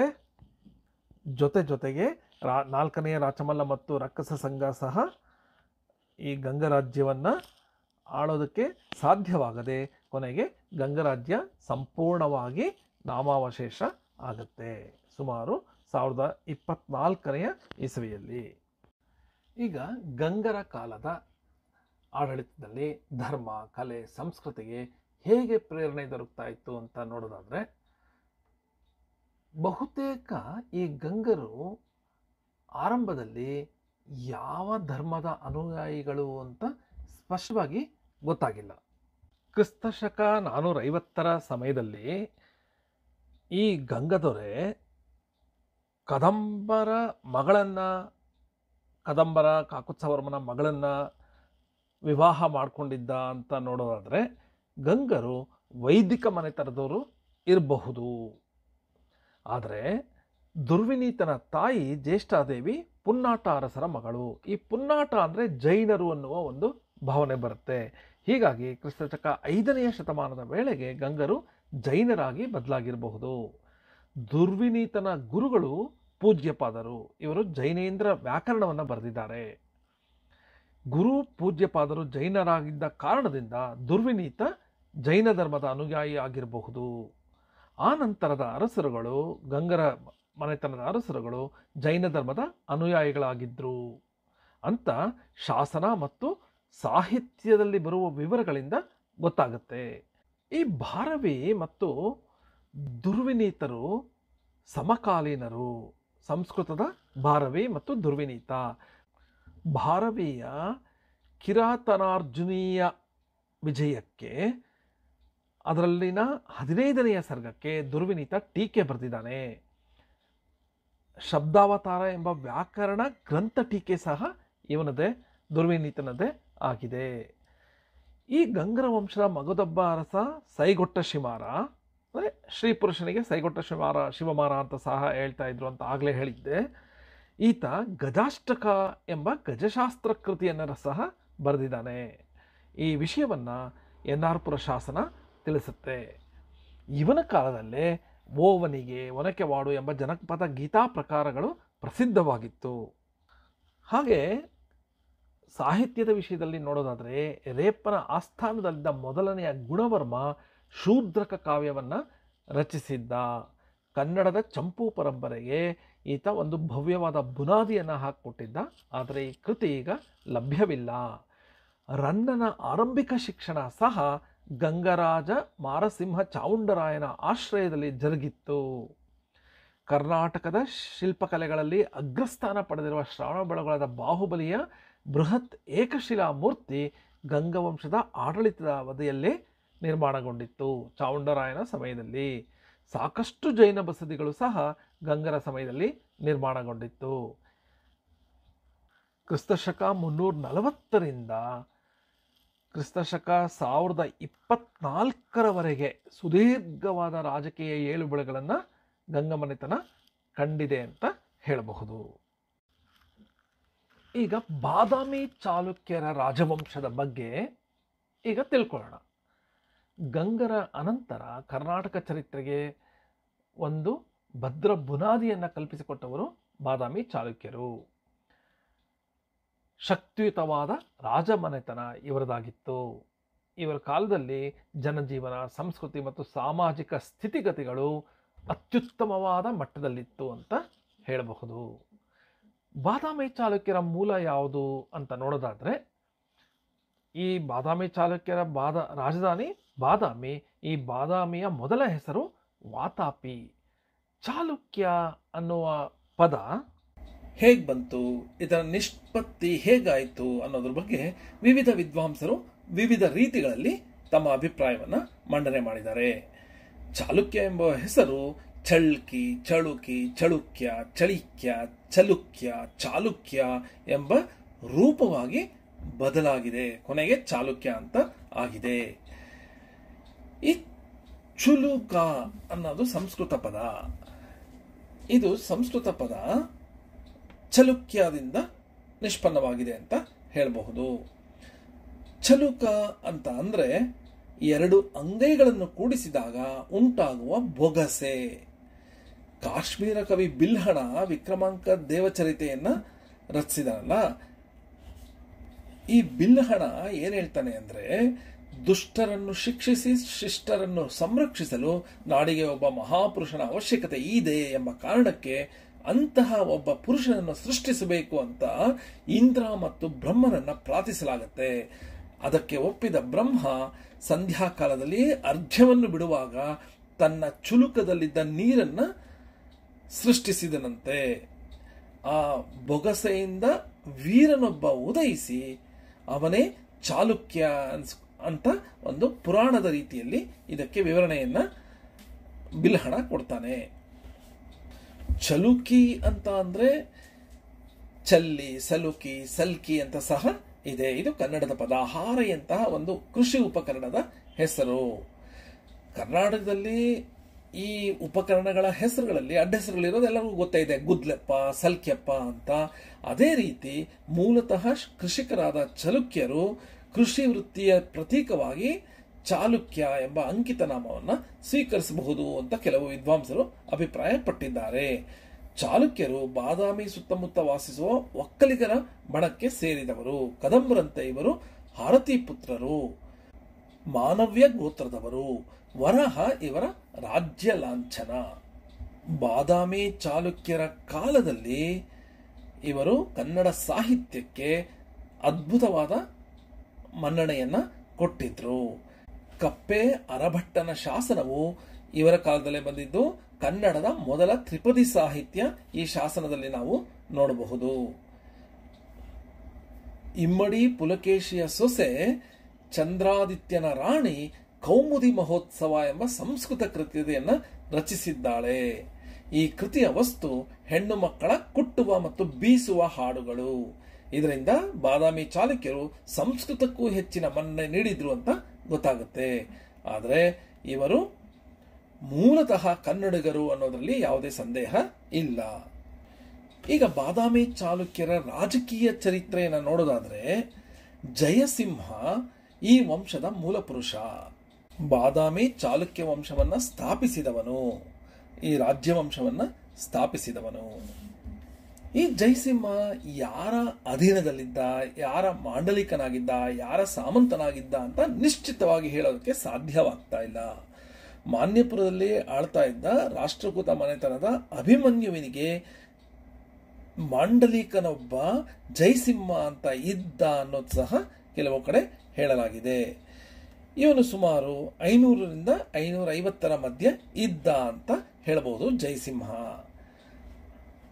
ಹಾಗೆ ಚಾಲುಕ್ಯರ ಇತಿಹಾಸ ಪುಟದಲ್ಲಿ ರಣರಾಗನಿಗೆ ವಿಶೇಷವಾದ ಸ್ಥಾನ ಇದೆ. ಈತ ಕದಂಬರನ್ನ ಸೋಲಿಸಿ ಬಾದಾಮಿಯನ್ನ ತನ್ನ ರಾಜಧಾನಿಯನ್ನಾಗಿ ಮಾಡ್ಕೊಳ್ತಾನೆ. ಅಲ್ಲಿನ ಗುಡ್ಡದ ಮೇಲೆ ಅಜೇಯವಾದ ಕೋಟೆಯೊಂದನ್ನ ಕಟ್ಟಿಸ್ತಾನೆ. ಅಲ್ಲಿ ನಿಜವಾದ ಅರ್ಥದಲ್ಲಿ ಚಾಲುಕ್ಯ ರಾಜಮನೆತನಕ್ಕ ಅಸ್ಥಿಭಾರ ಆಗ್ದ ಅಂತ ಹೇಳಬಹುದು. ಒಂದು ಶಾಸನ ಈ ರಣರಾಗನನ್ನ ಚಾಲುಕ್ಯ ವಲ್ಲಭೇಶ್ವರ ಅಂತ ಕರೆದಿದೆ. ಚಾಲುಕ್ಯ ಮನೆತನದವರು ವಲ್ಲಭ, ವಲ್ಲಭಾಭರಣ, ವಲ್ಲಭೇಂದ್ರ ಎಂಬ ಬಿರುದುಗಳಿಂದ ನಾಮಾಂಕಿತರಾಗ್ತಾರೆ. ಗೂಡಚಿ ಶಾಸನದಲ್ಲಿ ಈ ರಣರಾಗನನ್ನು ರಣವಿಕ್ರಮ ಧರ್ಮ ಮಹಾರಾಜ ಅಂತ ಕರೆಯಲಾಗಿದೆ. ರಣರಾಗನ ಅನಂತರ ಅಧಿಕಾರಕ್ಕೆ ಬಂದವನು ಮೊದಲನೆಯ ಪುಲಕೇಶಿ. ಬಾದಾಮಿ ಚಾಲುಕ್ಯರ ಮೊದಲ ರಾಜ, ಮೊದಲನೆಯ ಪುಲಕೇಶಿ ಅಂತ ದಾಖಲೆಗಳು ಹೇಳಿವೆ. ಅದಕ್ಕೆ ಮೊದಲಿನದು ಸ್ಪಷ್ಟವಾಗಿರೋದಿಲ್ಲ. ಆದ್ರಿಂದ ಬಾದಾಮಿ ಚಾಲುಕ್ಯರ ಮೊದಲ ರಾಜ 1ನೆಯ ಪುಲಕೇಶಿ 540ರಿಂದ 566ರವರೆಗೆ ಇವನು ರಾಜ್ಯವನ್ನ ಆಳ್ತಾನೆ. ಅಶ್ವಮೇಧ ಯಾಗ ಸಹ ಮಾಡಿದಾನೆ ಅಂತ ಬಾದಾಮಿ ಶಾಸನ ಹೇಳುತ್ತೆ. ಕದಂಬರನ್ನ ಸೋಲಿಸ್ತಾನೆ.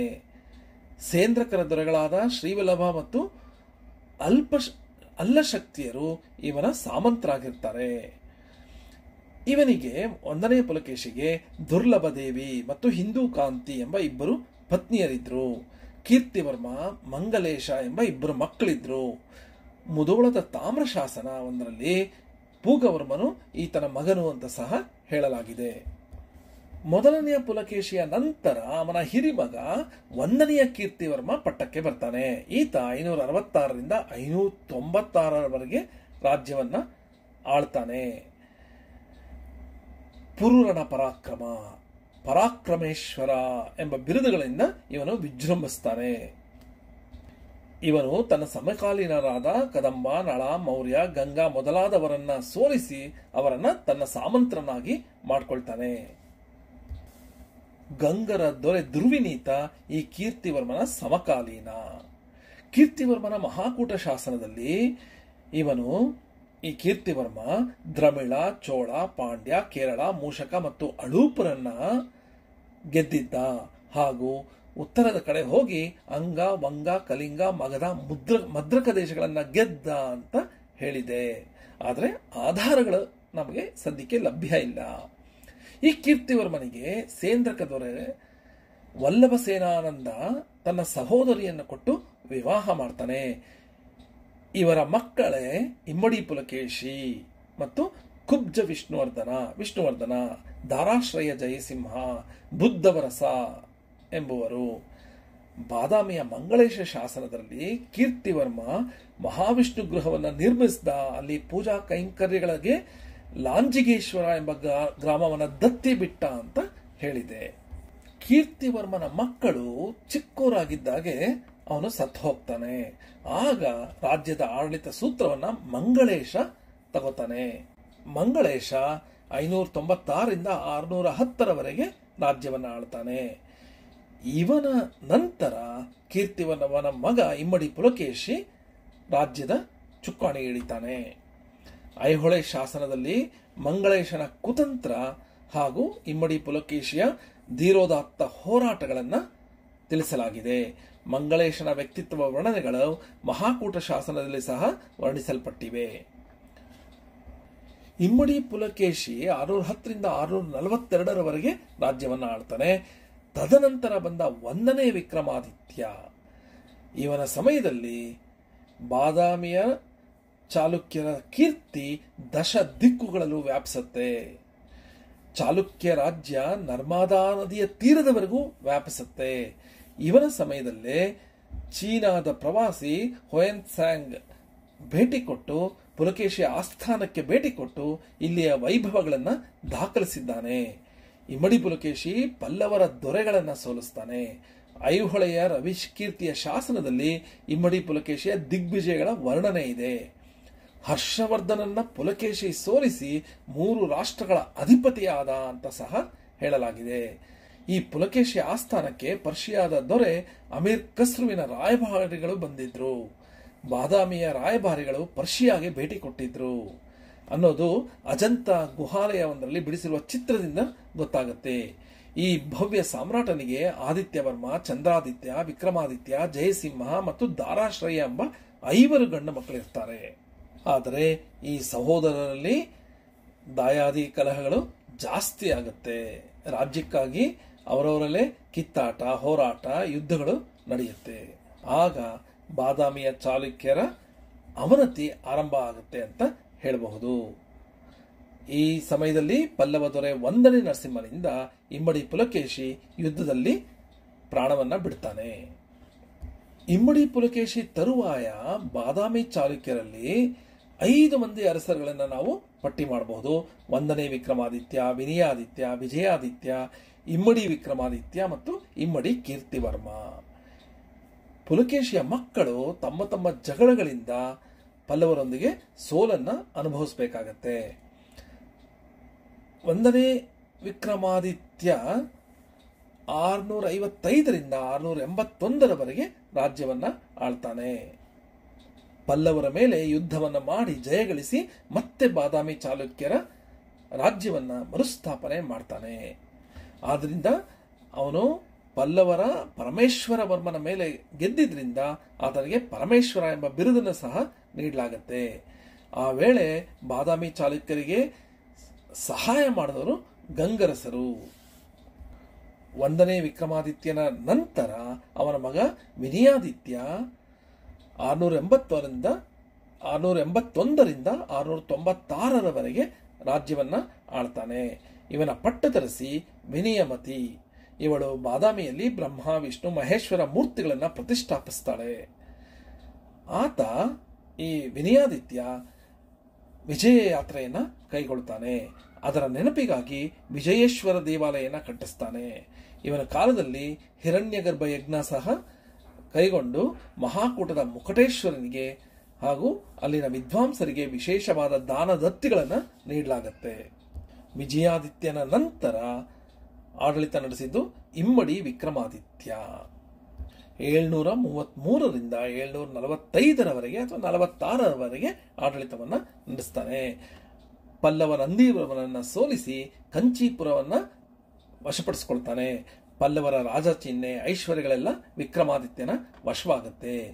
ಈ ವಿಜಯದ ವಿವರಣೆಯನ್ನ ಕಂಚಿಯ ಕೈಲಾಸನಾಥ ದೇವಾಲಯದಲ್ಲಿ ಶಾಸನದ ರೂಪದಲ್ಲಿ ಕಾಣಿಸುತ್ತೆ. ಇವನ ಕಾಲದಲ್ಲಿ ಅರಬ್ಬರ ದಂಡಯಾತ್ರೆಗಳು ನಡೀತಾನೆ ಇತ್ತು. ಪಲ್ಲವರೊಡನೆ ಹೋರಾಟ ಸಂಘರ್ಷ ನಡೀತಾ ಇತ್ತು. ಇವೆಲ್ಲವನ್ನ ಸಮರ್ಪಕವಾಗಿ ನಿರ್ವಹಿಸಿದ ಕೀರ್ತಿ ಇಮ್ಮಡಿ ವಿಕ್ರಮಾದಿತ್ಯನಿಗೆ ಸಲ್ಲುತ್ತೆ. ಇವನ ನಂತರ ಪಟ್ಟಕ್ಕೆ ಬಂದವನು ಎರಡನೆಯ ಕೀರ್ತಿವರ್ಮ. ಕೀರ್ತಿವರ್ಮನ ಸಾಮಂತನಾಗಿದ್ದ ರಾಷ್ಟ್ರಕೂಟರ ದಂತಿದುರ್ಗ ಸ್ವತಂತ್ರನಾಗಬೇಕು ಅಂತ ಯೋಚಿಸ್ತಾ ಇದ್ದ. ಆ ಹವಣಿಕೆಯಲ್ಲಿದ್ದ.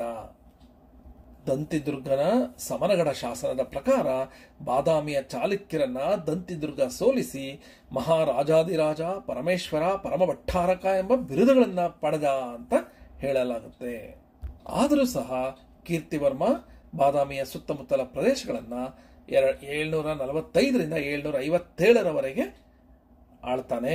ಅವನ ನಂತರ ಬಾದಾಮಿಯ ಚಾಲುಕ್ಯ ವಂಶ ಸಂಪೂರ್ಣವಾಗಿ ಮರೆಯಾಗಿ ಹೋಗುತ್ತೆ.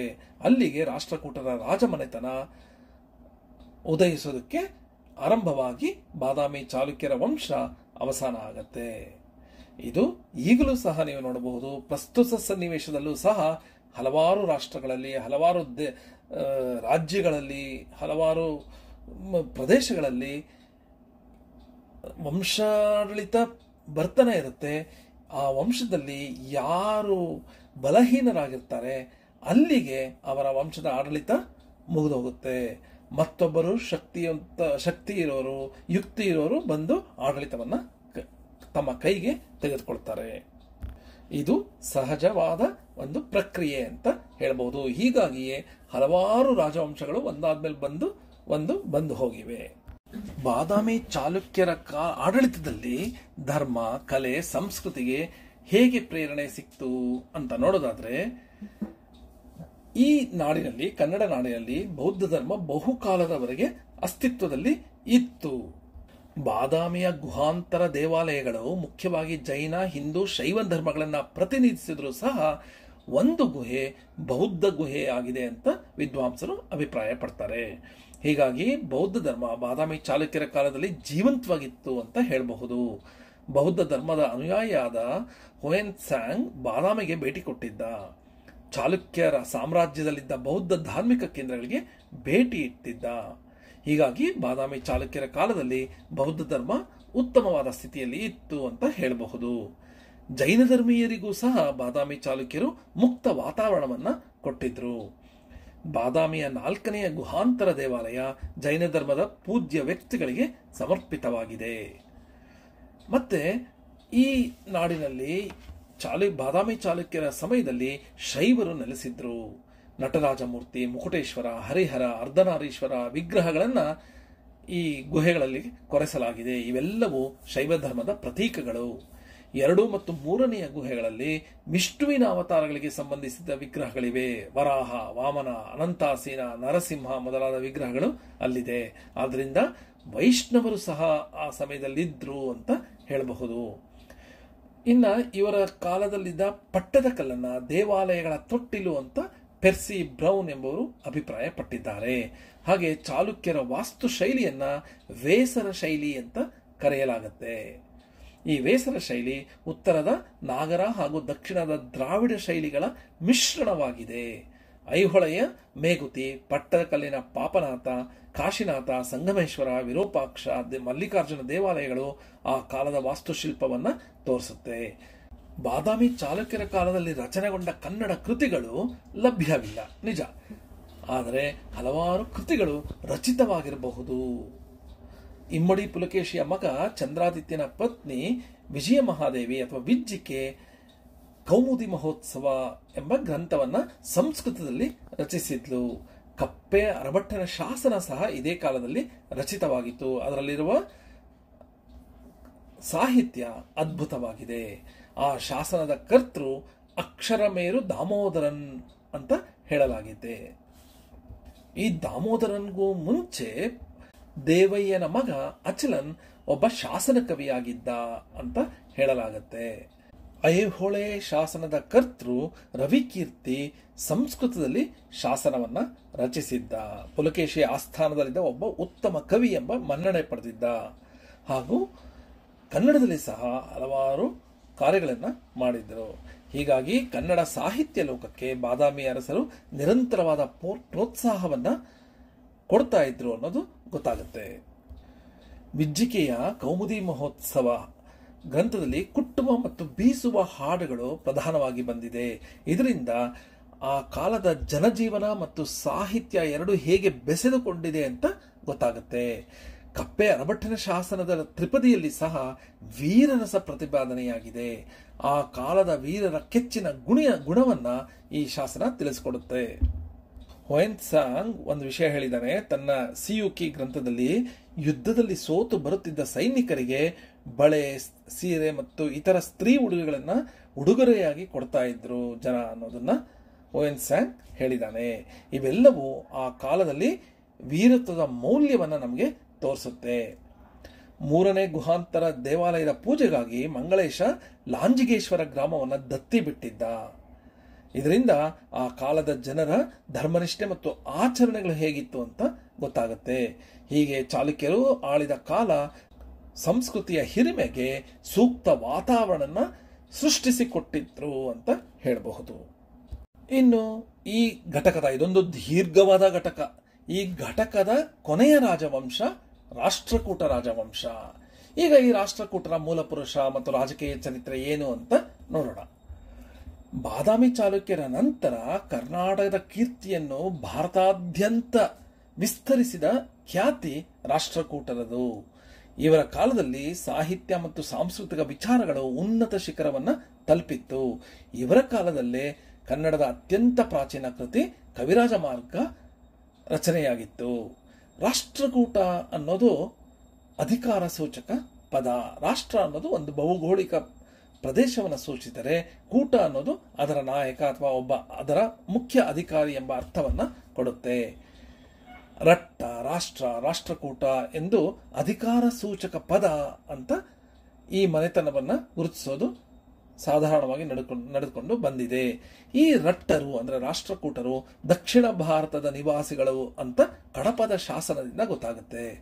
ರಾಷ್ಟ್ರಕೂಟರ ಹೆಸರುಗಳನ್ನ ನೋಡಿದಾಗ ಅಸಗವ್ವೆ, ಅಬ್ಬಲಬ್ಬೆ, ರೇವಕ ನಿರ್ಮಡಿ ಇವುಗಳೆಲ್ಲ ಅಚ್ಚಗನ್ನಡದ ಹೆಸರುಗಳು ಅನ್ನೋದು ಸಹ ಗೊತ್ತಾಗುತ್ತೆ. ಇವರ ಕಾಲದ ಬಹುಪಾಲು ಶಾಸನಗಳು ಕನ್ನಡದಲ್ಲೇ ರಚನೆಗೊಂಡಿದ್ದು, ಇವರು ಕನ್ನಡ ಕವಿಗಳಿಗೆ ಆಶ್ರಯ ನೀಡಿದ್ದು ಸಹ ಇಲ್ಲಿ ನಾವು ನೆನಪಿಸ್ಕೋಬಹುದು. ಇವರ ಕನ್ನಡ ಪ್ರೇಮವನ್ನ ನಾವು ಇಲ್ಲಿ ಗುರುತಿಸಬಹುದು. ಇನ್ನು ರಾಷ್ಟ್ರಕೂಟರ ಮೂಲ ಯಾವುದು ಅಂತ ನೋಡೋದಾದ್ರೆ, ಸಾಮಾನ್ಯವಾಗಿ ಪೂರ್ವಕಾಲದ ರಾಜಮನೆತನಗಳು ತಮ್ಮ ಮನೆತನದ ಮೂಲ ಪುರುಷನನ್ನ ದೇವತಾ ವ್ಯಕ್ತಿ ಅಂತ ಭಾವಿಸಿ ಅಲ್ಲಿಂದ ತಮ್ಮ ಮನೆತನ ಆರಂಭ ಆಯಿತು ಅಂತ ಹೇಳ್ಕೊತಾರೆ. ಅಲ್ಲಿ ಒಂದು ಪೌರಾಣಿಕ ಕಥೆಯನ್ನ ಸೃಷ್ಟಿಸ್ತಾರೆ. ಆದರೆ ರಾಷ್ಟ್ರಕೂಟರು ಆ ತರಹದ ಯಾವ ಕಥೆಯನ್ನ ಹೇಳಿಲ್ಲ. ತಮ್ಮನ್ನು ತಾವು ಯದುವಂಶೀಯರು ಅಂತ ಕರೆದುಕೊಂಡಿದ್ದಾರೆ.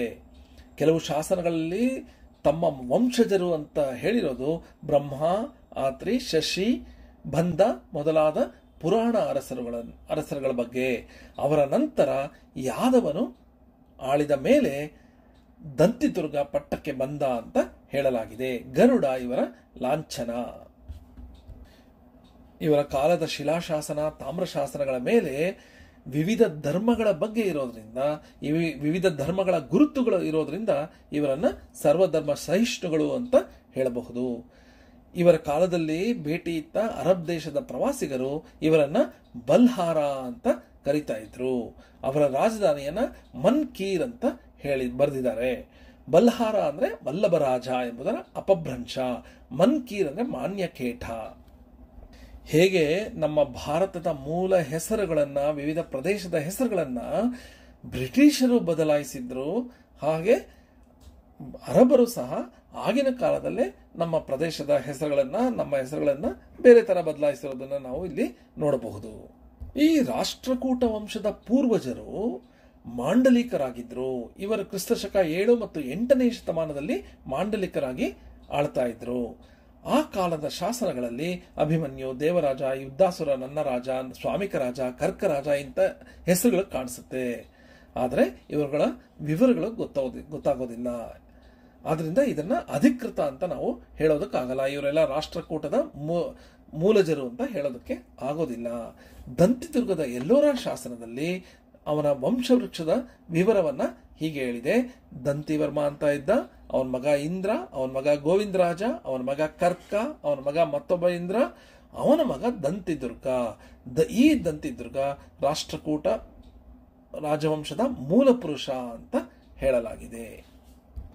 ಇನ್ನು ರಾಷ್ಟ್ರಕೂಟರ ರಾಜಕೀಯ ಚರಿತ್ರೆಯನ್ನ ನೋಡೋದಾದರೆ, ರಾಷ್ಟ್ರಕೂಟರು ಬಾದಾಮಿ ಚಾಲುಕ್ಯರ ಸಾಮಂತ ಅಧಿಕಾರಿಗಳಾಗಿದ್ದರು. ದಂತಿದುರ್ಗನ ತಂದೆ ಇಮ್ಮಡಿ ಇಂದ್ರ ಚಾಲುಕ್ಯರ ರಾಜಕುಮಾರಿ ಭವನಾಳನ್ನು ರಾಕ್ಷಸ ವಿವಾಹ ಆಗಿದ್ದ. ಇವರಿಬ್ಬರ ಮಗ ದಂತಿದುರ್ಗ. ಇವನಿಗೆ ಸಾಹಸ ತುಂಗ ಎಂಬ ಬಿರುದು ಸಹ ಇತ್ತು. ಇವನು ಚಾಲುಕ್ಯರೊಂದಿಗೆ ಸೇರಿ ಉತ್ತರದಲ್ಲಿ ಪ್ರಬಲರಾಗಿದ್ದ ಅರಬ್ಬರನ್ನ ಹಿಮ್ಮೆಟ್ಟಿಸಿದ್ದ. ಇದರಿಂದ ಖುಷಿಯಾದ ಚಾಲುಕ್ಯ ದೊರೆ ಈ ದಂತಿದುರ್ಗನಿಗೆ ಕೆಲವು ಆಡಳಿತ ಪ್ರದೇಶಗಳನ್ನು ದಾನವಾಗಿ ನೀಡಿರಬಹುದು ಅಂತ ಹೇಳಬಹುದು.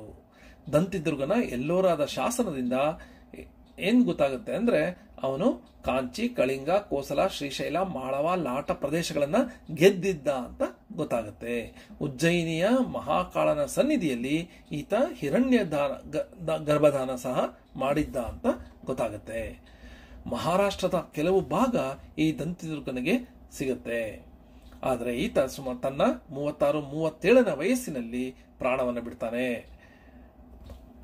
ಆರಂಭದ ಕೆಲವೇ ವರ್ಷಗಳಲ್ಲಿ ಸ್ವಂತ ರಾಜವಂಶವನ್ನ ಈತ ಹುಟ್ಟಿ ಹಾಕಿ ತನ್ನ ಜೀವನವನ್ನ ಮುಗಿಸ್ಕೊತಾನೆ. ಈ ದಂತಿದುರ್ಗ ರಾಷ್ಟ್ರಕೂಟ ಸಾಮ್ರಾಜ್ಯಕ್ಕೆ ಅಸ್ಥಿಭಾರ ಹಾಕಿ ಹೋದ ಅನ್ನೋದ್ರಲ್ಲಿ ಯಾವುದೇ ಸಂದೇಹ ಇಲ್ಲ. ಇವನ ಪೂರ್ವಜರು ಅಚಲಪುರವನ್ನ ತಮ್ಮ ರಾಜಧಾನಿಯಾಗಿ ಮಾಡಿಕೊಂಡ್ರೆ, ದಂತಿದುರ್ಗ ಎಲ್ಲೋರವನ್ನ ಕೇಂದ್ರ ಸ್ಥಾನವನ್ನಾಗಿ ಮಾಡಿಕೊಂಡಿದ್ದ. ದಂತಿದುರ್ಗನಿಗೆ ಮಕ್ಕಳಿರಲಿಲ್ಲ. ದಂತಿದುರ್ಗನ ನಂತರ ರಾಜ್ಯವನ್ನ ವಹಿಸಿಕೊಂಡವನು ಮೊದಲನೆಯ ಕೃಷ್ಣ. ಈತ ಬಾದಾಮಿಯ ಚಾಲುಕ್ಯ ದೊರೆ ಇಮ್ಮಡಿ ಕೀರ್ತಿವರ್ಮನಿಗೆ ಯುದ್ಧ ಮಾಡಿ ಬಾದಾಮಿ ರಾಜಮನೆತನವನ್ನ ಅಳಿಸಿ ಹಾಕಿ ರಾಷ್ಟ್ರಕೂಟ ಮೊದಲ ದೊರೆಯಾಗಿ ಆಡಳಿತವನ್ನ ವಹಿಸ್ಕೊತಾನೆ. 757ರಿಂದ 775ರವರೆಗೆ ಈತ ರಾಜ್ಯವನ್ನ ಆಳ್ತಾನೆ. ಈತ ಅಧಿಕಾರ ನಡೆಸಿದ ಸುಮಾರು 17 ವರ್ಷಗಳ ಕಾಲ ರಾಷ್ಟ್ರಕೂಟ ಸಾಮ್ರಾಜ್ಯ ಗಟ್ಟಿಯಾಗಿ ತಳವೂರುತ್ತೆ. ಕೊಂಕಣ ತೀರವನ್ನ ಗೆದ್ದು ಶಿಲಾಹಾರರನ್ನ ತಮ್ಮ ಮಾಂಡಲಿಕರನ್ನಾಗಿ ನೇಮಿಸ್ಕೋತಾನೆ. ತಲಕಾಡಿನ ಗಂಗರನ್ನು ಸಹ ಗೆಲ್ತಾನೆ. ಗಂಗರ ದೊರೆ ಶ್ರೀ ಪುರುಷ ಅಲ್ಲಿ ಆಡಳಿತ ನಡೆಸ್ತಾ ಇದ್ದ. ಆಗ ಅವರಿಬ್ಬರಿಗೆ ಯುದ್ಧ ಆಗತ್ತೆ.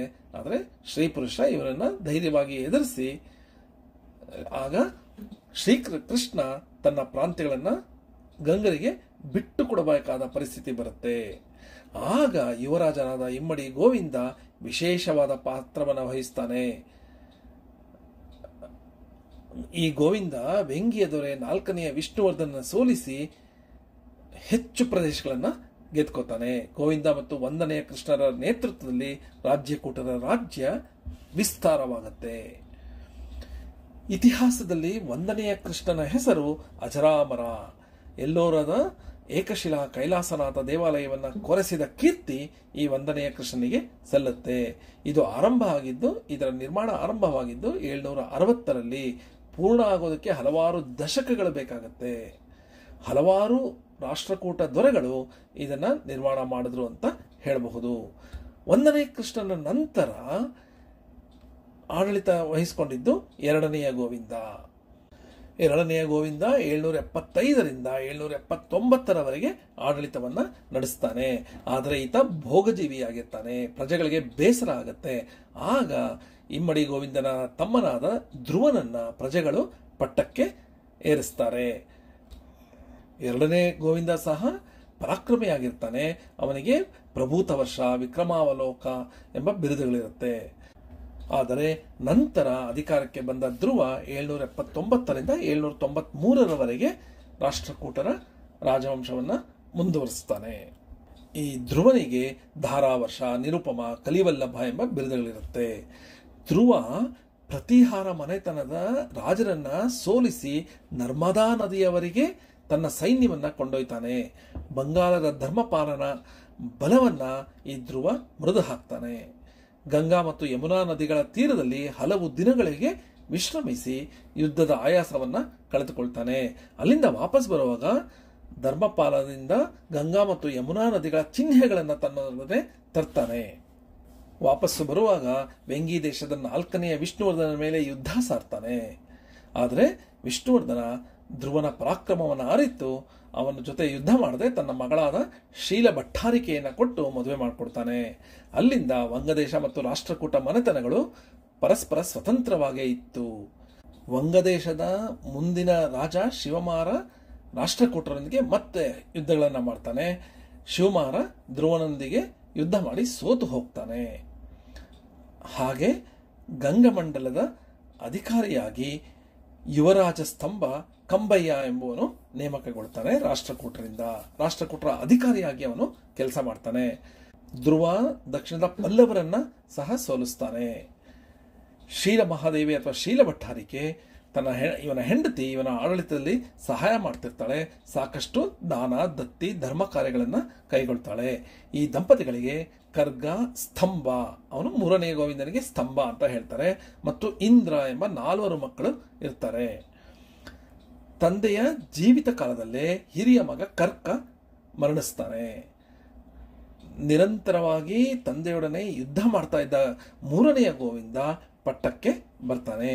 ತಂದೆಯ ಮರಣಾನಂತರ 3ನೇ ಗೋವಿಂದ 793ರಲ್ಲಿ ಅಧಿಕಾರವನ್ನು ವಹಿಸ್ಕೊತಾನೆ. ಆದರೆ ಈ 3ನೇ ಗೋವಿಂದನನ್ನ ಗಂಗವಾಡಿಯ ಆಡಳಿತಾಧಿಕಾರಿ ಕಂಬಯ್ಯನಿಗೆ ಇಷ್ಟ ಆಗೋದಿಲ್ಲ. ಅದಕ್ಕೆ ಅವನೇನ್ ಮಾಡ್ತಾನೆ, 12 ಜನ ಸಾಮಂತರುಗಳನ್ನ ಸೇರಿ ಗೋವಿಂದನ ಮೇಲೆ ಯುದ್ಧ ಮಾಡ್ತಾನೆ. ಗೋವಿಂದ ಆಗ ತನ್ನ ಸೆರೆಯಾಳಾಗಿದ್ದ ಅವನ ಹಿಂದಿನ ಗಂಗದೊರೆ ಶಿವಮಾರನನ್ನ ಬಿಡುಗಡೆ ಮಾಡ್ತಾನೆ. ಆದರೆ ಶಿವಮಾರ ಕಂಬಯ್ಯನೊಂದಿಗೆ ಸೇರಿಕೊಂಡು ಗೋವಿಂದನನ್ನ ಎದುರಿಸ್ತಾನೆ. ಹಲವಾರು ಸಾಮಂತರು 3ನೇ ಗೋವಿಂದನ ವಿರುದ್ಧವಾಗಿದ್ದರೂ ಸಹ 3ನೇ ಗೋವಿಂದ ಕಂಬಯ್ಯನನ್ನ ಸಮರ್ಥವಾಗಿ ಸೋಲಿಸಿ ಮತ್ತೆ ಅವನನ್ನು ಕ್ಷಮಿಸಿ ಗಂಗವಾಡಿ ಪ್ರಾಂತ್ಯದ ಅಧಿಕಾರಿಯನ್ನಾಗಿ ನೇಮಿಸ್ತಾನೆ.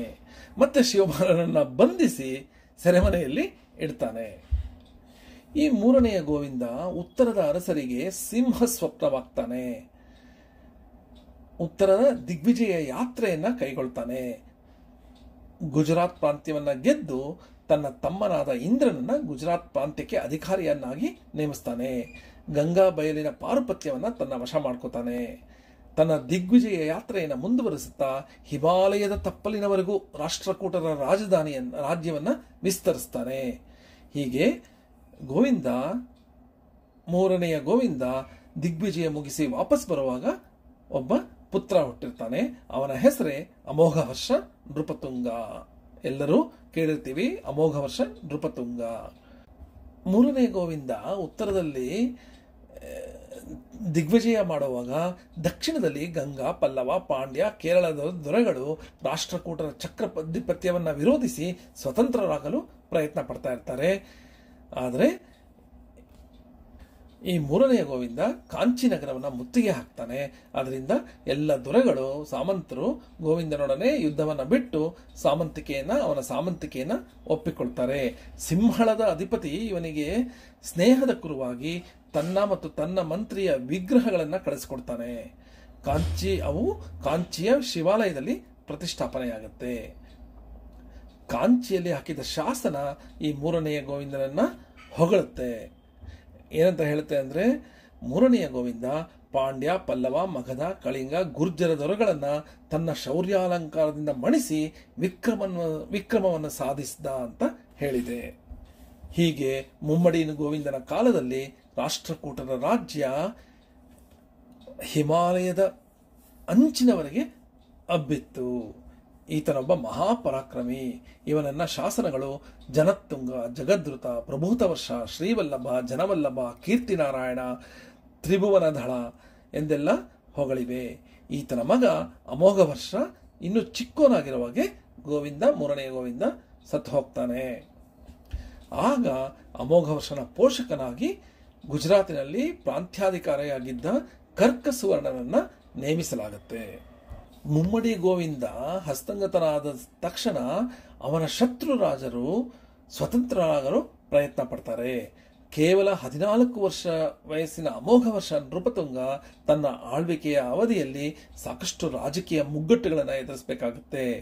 ಆದರೆ ಕರ್ಕಸುವರ್ಣ ವರ್ಷ, ಅವನ ಪೂರ್ತಿ ಹೆಸರು ಕರ್ಕಸುವರ್ಣ ವರ್ಷ, ಈ ಅಮೋಘ ವರ್ಷನ ಜೀವವನ್ನು ಕಾಪಾಡಲು ರಾಜಧಾನಿಯ ಹೊರಗೆ ಒಂದು ಗುಪ್ತ ಸ್ಥಳದಲ್ಲಿ ಅಮೋಘ ವರ್ಷನನ್ನ ಉಳಿಸ್ತಾನೆ. ಆ ಗುಪ್ತ ಸ್ಥಳದಲ್ಲಿ ಅಮೋಘ ವರ್ಷನನ್ನ ಕೆಲವು ಕಾಲ ಸಾಕ್ತಾನೆ. 821 ವೇಳೆಗೆ ಅಮೋಘ ವರ್ಷನನ್ನ ಸಿಂಹಾಸನದ ಮೇಲೆ ಕೂರಿಸಿ ಅವನ ರಾಜ್ಯವನ್ನ ಅವನಿಗೆ ಒಪ್ಪಿಸಿ ಕರ್ಕಸುವರ್ಣ ವರ್ಷ ಜವಾಬ್ದಾರಿಯಿಂದ ಮುಕ್ತನಾಗ್ತಾನೆ. ಈ ಅಮೋಘ ವರ್ಷ ನೃಪತುಂಗ ಮಹಾನ್ ಪರಾಕ್ರಮಿಯಾಗಿರ್ತಾನೆ. ವೆಂಗಿಯ ವಿಜಯಾದಿತ್ಯನೊಂದಿಗೆ ಹೋರಾಟವನ್ನು ಮುಂದುವರಿಸ್ತಾನೆ. ಅವನನ್ನ ಗೆದ್ದು ತನ್ನ ಸಾಮಂತಾಧಿಕಾರಿಯಾಗಿ ನೇಮಿಸಿಕೊಳ್ತಾನೆ. ಗಂಗರ ಜೊತೆ ಯುದ್ಧ ಮಾಡ್ತಾನೆ. ಗಂಗವಾಡಿಯನ್ನ ಪೂರ್ತಿಯಾಗಿ ವಶಪಡಿಸಿಕೊಳ್ತಾನೆ. ಅಮೋಘ ವರ್ಷ ಎರೇಂಗನ ಮಗನಾದ ಭೂತುಗನಿಗೆ ತನ್ನ ಮಗಳು ಚಂದ್ರೋಲಭೆಯನ್ನ ಕೊಟ್ಟು ವಿವಾಹ ಮಾಡ್ತಾನೆ. ಈ ಎರೇಂಗ ಗಂಗರ ರಾಜ, ಈ ಭೂತುಗ ಸಹ ಗಂಗರಾಜ ಆಗಿರ್ತಾರೆ. ಅಲ್ಲಿಂದ ಗಂಗಾ ಮತ್ತು ರಾಷ್ಟ್ರಕೂಟರ ನಡುವಿನ ವೈಮನಸ್ಸು ದೂರವಾಗಿ ಸ್ನೇಹ ಸಂಬಂಧ ವೃದ್ಧಿಸುತ್ತೆ. ಈ ಅಮೋಘ ವರ್ಷ ಶೂರನಾದರೂ ತಂದೆ ಗೋವಿಂದನಂತೆ ಯುದ್ಧದಲ್ಲಿ ಅವನಿಗೆ ಆಸಕ್ತಿ ಇರೋದಿಲ್ಲ. ಅವನೊಬ್ಬ ಶಾಂತಿ ಪ್ರಿಯ. ಅವನು ತನ್ನ ರಾಜ್ಯವನ್ನು ವಿಸ್ತಾರ ಮಾಡುವುದಕ್ಕಿಂತ ಇರುವ ರಾಜ್ಯವನ್ನು ಉಳಿಸಿಕೊಳ್ಳೋದು ಅವನಿಗೆ ಮುಖ್ಯವಾಗಿರುತ್ತೆ. ಸಾಹಿತ್ಯ ಪ್ರಿಯನಾಗಿರ್ತಾನೆ. ಸಮಾಜದ ಸ್ವಾಸ್ಥ್ಯದ ಹರಿಕಾರನಾಗಿ ಗುರುತಿಸಿಕೊಳ್ತಾನೆ. ಜೈನ ಧರ್ಮದ ಅವಲಂಬಿಯಾಗಿರ್ತಾನೆ. ಆದರೂ ಸಹ ಅವನು ವೇದ ಶಾಸ್ತ್ರ ಪಾರಂಗತರಿಗೆ, ಯಜ್ಞ ಯಾಗಾದಿಗಳಿಗೆ ಹಲವಾರು ಗ್ರಾಮಗಳನ್ನು ದತ್ತಿ ಬಿಟ್ಟಿರ್ತಾನೆ. ಆದ್ರಿಂದ ಇವನೊಬ್ಬ ಸರ್ವಧರ್ಮ ಸಮನ್ವಯಿ ಅಂತ ಗೊತ್ತಾಗುತ್ತೆ. ಕೊಲ್ಲಾಪುರದ ಮಹಾಲಕ್ಷ್ಮಿಗೆ ಲೋಕಶಾಂತಿಗಾಗಿ ತನ್ನ ಬೆರಳನ್ನೇ ಸಮರ್ಪಿಸಿದ ಅಂತ ಸಂಜನಾ ಶಾಸನವು ಹೇಳುತ್ತೆ. ಕನ್ಹೇರಿ ಶಾಸನ ಏನ್ ಹೇಳುತ್ತೆ ಅಂದ್ರೆ, ಈ ಅಮೋಘ ವರ್ಷ ನೃಪತುಂಗನು ಬೌದ್ಧ ವಿದ್ಯಾರ್ಥಿಗಳ ಸೌಕರ್ಯಕ್ಕಾಗಿ ಗುಹೆಯನ್ನು ಕೊರೆಸಿಕೊಟ್ಟ ಅಂತ ಹೇಳುತ್ತೆ. ಈತ ತನ್ನ ರಾಜಧಾನಿಯನ್ನ ಮಾನ್ಯಕೇಟಕ್ಕೆ ಬದಲಿಸಿ ಮಾನ್ಯಕೇಟ ರಾಷ್ಟ್ರಕೂಟರ ರಾಜಧಾನಿ ಅಂತ ಆಗೋದಕ್ಕೆ ಕಾರಣನಾಗ್ತಾನೆ. ಈ ಅಮೋಘ ವರ್ಷ ನೃಪತುಂಗನಿಗೆ ಅತಿಶಯ ಧವಳ, ವೀರನಾರಾಯಣ, ಶ್ರೀವಲ್ಲಭ, ರಟ್ಟಮಾತಾಂಡ ಎಂಬ ಬಿರುದುಗಳಿರುತ್ತೆ. ಶರ್ವ ಎಂಬುದು ಇವನ ವೈಯಕ್ತಿಕ ಹೆಸರು. ಈತನ ಪತ್ನಿ ಅಸಗವ್ವೆ. ಇವನಿಗೆ ಚಂದ್ರೋಬಲಬ್ಬೆ, ಶಂಖಾದೇವಿ, ರೇವಕ ನಿಮ್ಮಡಿ ಎಂಬ ಹೆಣ್ಣು ಮಕ್ಕಳಿರ್ತಾರೆ. ಕೃಷ್ಣರಾಜ ಎಂಬ ಮಗ ಇರ್ತಾನೆ. ಧ್ಯಾನ, ಜಪ, ತಪಗಳಲ್ಲಿ ಈತ ಆಸಕ್ತಿ ಹೊಂದಿ ವಿರಕ್ತ ಮನೋಭಾವವನ್ನು ಹೊಂದ್ಕೋತಾನೆ. ಪ್ರಶ್ನೋತ್ತರ ರತ್ನಮಾಲಿಕ ಈತನಿಂದ ರಚಿತವಾದ ಸಂಸ್ಕೃತ ಗ್ರಂಥ. ಕೊನೆಗೆ 878ರಲ್ಲಿ ಈತ ತನ್ನ ಪ್ರಾಣವನ್ನ ಬಿಡ್ತಾನೆ. ಅಮೋಘ ವರ್ಷ ನೃಪತುಂಗನ 814ರಿಂದ 878ರವರೆಗಿನ ದೀರ್ಘಕಾಲದ ಆಡಳಿತದ ನಂತರ ಎರಡನೆಯ ಕೃಷ್ಣ ರಾಜ್ಯವನ್ನ ವಹಿಸ್ಕೊಳ್ತಾನೆ. ಇಮ್ಮಡಿ ಕೃಷ್ಣ ಅಂತ ಇವನಿಗೆ ಹೇಳಬಹುದು. ಈತ 878ರಿಂದ 914ರವರೆಗೆ ಆಡಳಿತವನ್ನ ಮಾಡ್ತಾನೆ. ಈತ ಸಹ ಬಹುಪಾಲು ಸಮಯವನ್ನ ಶತ್ರುಗಳಿಂದ ರಾಜ್ಯ ರಕ್ಷಣೆಗೆ ಮಾಡೋದಕ್ಕಾಗಿ ತಮ್ಮ ಜೀವನವನ್ನ ಮುಡುಪಾಗಿಡ್ತಾನೆ. ಉತ್ತರದ ಪ್ರತಿಹಾರರ ದೊರೆ ಭೋಜ ಕೃಷ್ಣನನ್ನ ಎದುರಿಸೋದಕ್ಕೆ ಬರ್ತಾನೆ. ಆದರೆ ಗುಜರಾತ್ ಮೊದಲಾದ ಪ್ರಾಂತ್ಯಗಳ ಅಧಿಕಾರಿಗಳ ಸಹಾಯದಿಂದ ಭೋಜನನ್ನ ಇವನು ಸೋಲಿಸ್ತಾನೆ. ಆಗ ಕೃಷ್ಣ ಭೋಜನನ್ನ ಉಜ್ಜಯಿನಿಯವರೆಗೆ ಅಟ್ಟಿಸಿಕೊಂಡು ಹೋದ ಅಂತ ಶಾಸನಗಳು ಹೇಳುತ್ತೆ. ಹಾಗೆ ವ್ಯಂಗ್ಯ ಗುಣಗ ವಿಜಯಾದಿತ್ಯ ಕೃಷ್ಣನಿಗೆ ಎದುರಾಳಿಯಾಗ್ತಾನೆ. ಚಾಲುಕ್ಯರು ತಮ್ಮ ರಾಜ್ಯವನ್ನು ಹಿಂಪಡೆಯುವಲ್ಲಿ ನಿರತರಾಗಿರ್ತಾರೆ. ಆದರೆ ಕೊನೆಯಲ್ಲಿ ರಾಷ್ಟ್ರಕೂಟರಿಗೆ ಸೋತೋಗ್ತಾರೆ. ರಾಷ್ಟ್ರಕೂಟರ ವಶದಲ್ಲಿದ್ದ ಕೆಲವು ಪ್ರಾಂತ್ಯಗಳು ಆರಂಭದಲ್ಲಿ ಚಾಲುಕ್ಯರ ವಶ ಆಗುತ್ತೆ. ಆದರೆ ವಿಜಯಾದಿತ್ಯನ ಮರಣದ ನಂತರ ಬದ್ದೆಗ ವ್ಯಂಗ್ಯ ಮೇಲೆ ಯುದ್ಧ ಕೈಗೊಳ್ತಾನೆ. ಆಗ ರಾಜನಾಗಿದ್ದ ಭೀಮ ಆ ಯುದ್ಧದಲ್ಲಿ ಸೋತು ರಾಷ್ಟ್ರಕೂಟರ ಕೃಷ್ಣನಿಗೆ ತನ್ನ ರಾಜ್ಯವನ್ನು ಅರ್ಪಿಸ್ತಾನೆ. ದಕ್ಷಿಣದಲ್ಲಿ ಪಲ್ಲವರ ಪ್ರಾಬಲ್ಯ ಕುಂದುವ ವೇಳೆಗೆ ಚೋಳರು ತಲೆ ಎತ್ತಿ ನಿಂತಿರ್ತಾರೆ. ಅವರೊಂದಿಗೆ ಸ್ನೇಹ ಸಂಬಂಧ ಬಯಸಿದ ಕೃಷ್ಣ ತನ್ನ ಮಗಳನ್ನು ಆ ಮನೆತನದ ಮೊದಲ ಆದಿತ್ಯನಿಗೆ ವಿವಾಹ ಮಾಡ್ಕೊಳ್ತಾನೆ. ಅವರ ಮಗನೇ ಕನ್ನರ. ಈ ಚೋಳರ ಆದಿತ್ಯನ ಮತ್ತೊಬ್ಬ ಪತ್ನಿಯ ಮಗ ಪರಾಂತಕ. ಈತ ಆದಿತ್ಯನ ಉತ್ತರಾಧಿಕಾರಿಯಾಗ್ಬಿಡ್ತಾನೆ. ಯಾರು? ಪರಾಂತಕ. ಆದರೆ ತನ್ನ ಮೊಮ್ಮಗ ಕನ್ನರ ರಾಜ್ಯ ಆಳ್ಬೇಕು ಅಂತ, ಈ ಚೋಳರ ರಾಜ್ಯ ಆಳ್ಬೇಕು ಅಂತ ಮೊಮ್ಮಗನ ಪರವಾಗಿ ಕೃಷ್ಣ ಈ ಪರಾಂತಕನ ಜೊತೆ ಯುದ್ಧ ಮಾಡ್ತಾನೆ. ಆದರೆ ಏನೋ ಲಾಭ ಆಗೋದಿಲ್ಲ. ಈತನ ಮಗ ಜಗತ್ತುಂಗ ತಂದೆ ಜೀವಂತವಾಗಿದ್ದೆ ಮರಣ ಹೊಂದ್ತಾನೆ. ಈ ಜಗತ್ತುಂಗನ ಮಗನಾದ ಮುಮ್ಮಡಿ ಇಂದ್ರ ನಂತರ ರಾಷ್ಟ್ರಕೂಟ ರಾಜ್ಯವನ್ನ ಆಡಳಿತ ಮಾಡ್ತಾನೆ. ಮುಮ್ಮಡಿ ಇಂದ್ರ 914ರಿಂದ 928ರವರೆಗೆ ರಾಜ್ಯಭಾರ ಮಾಡ್ತಾನೆ. ಇವನ ಸಮಯದಲ್ಲಿ ರಾಷ್ಟ್ರಕೂಟರ ಕೀರ್ತಿ ಪತಾಕೆ ಮತ್ತೆ ಮರುಸ್ಥಾಪಿತವಾಗುತ್ತೆ. ಈತ ಆಳಿದ್ದು ಕೇವಲ 15 ವರ್ಷ. ಆದರೆ ಉತ್ತರದ ಪಾರಮಾರರ ದೊರೆ ಉಪೇಂದ್ರನ ಸೋಲಿಸಿ ಅವನಿಂದ ನಾಸಿಕ್ ಮತ್ತು ಗೋವರ್ಧನ ಸ್ಥಳಗಳನ್ನು ಗೆದ್ಕೊಳ್ತಾನೆ. ಪ್ರತಿಹಾರ, ಭೋಜ, ಮಹಿಪಾಲರ ಅಂತಃಕಲಗಳ ಸಂದರ್ಭವನ್ನ ಈತ ಬಳಸಿಕೊಂಡು ಈ ಇಂದ್ರ ಕನೋಜ್ನನ್ನ ವಶಪಡಿಸಿಕೊಳ್ತಾನೆ. ವೇಮುಲವಾಡ ಚಾಲುಕ್ಯ ದೊರೆ ಇಮ್ಮಡಿ ನರಸಿಂಹ ಈತನಿಗೆ ಬೆನ್ನೆಲುಬಾಗಿರ್ತಾನೆ. ಈ ಸಂದರ್ಭವನ್ನ ಪಂಪ ತನ್ನ ವಿಕ್ರಮಾರ್ಜುನ ವಿಜಯದಲ್ಲಿ ಅದ್ಭುತವಾಗಿ ಬರೆದಿದ್ದಾನೆ.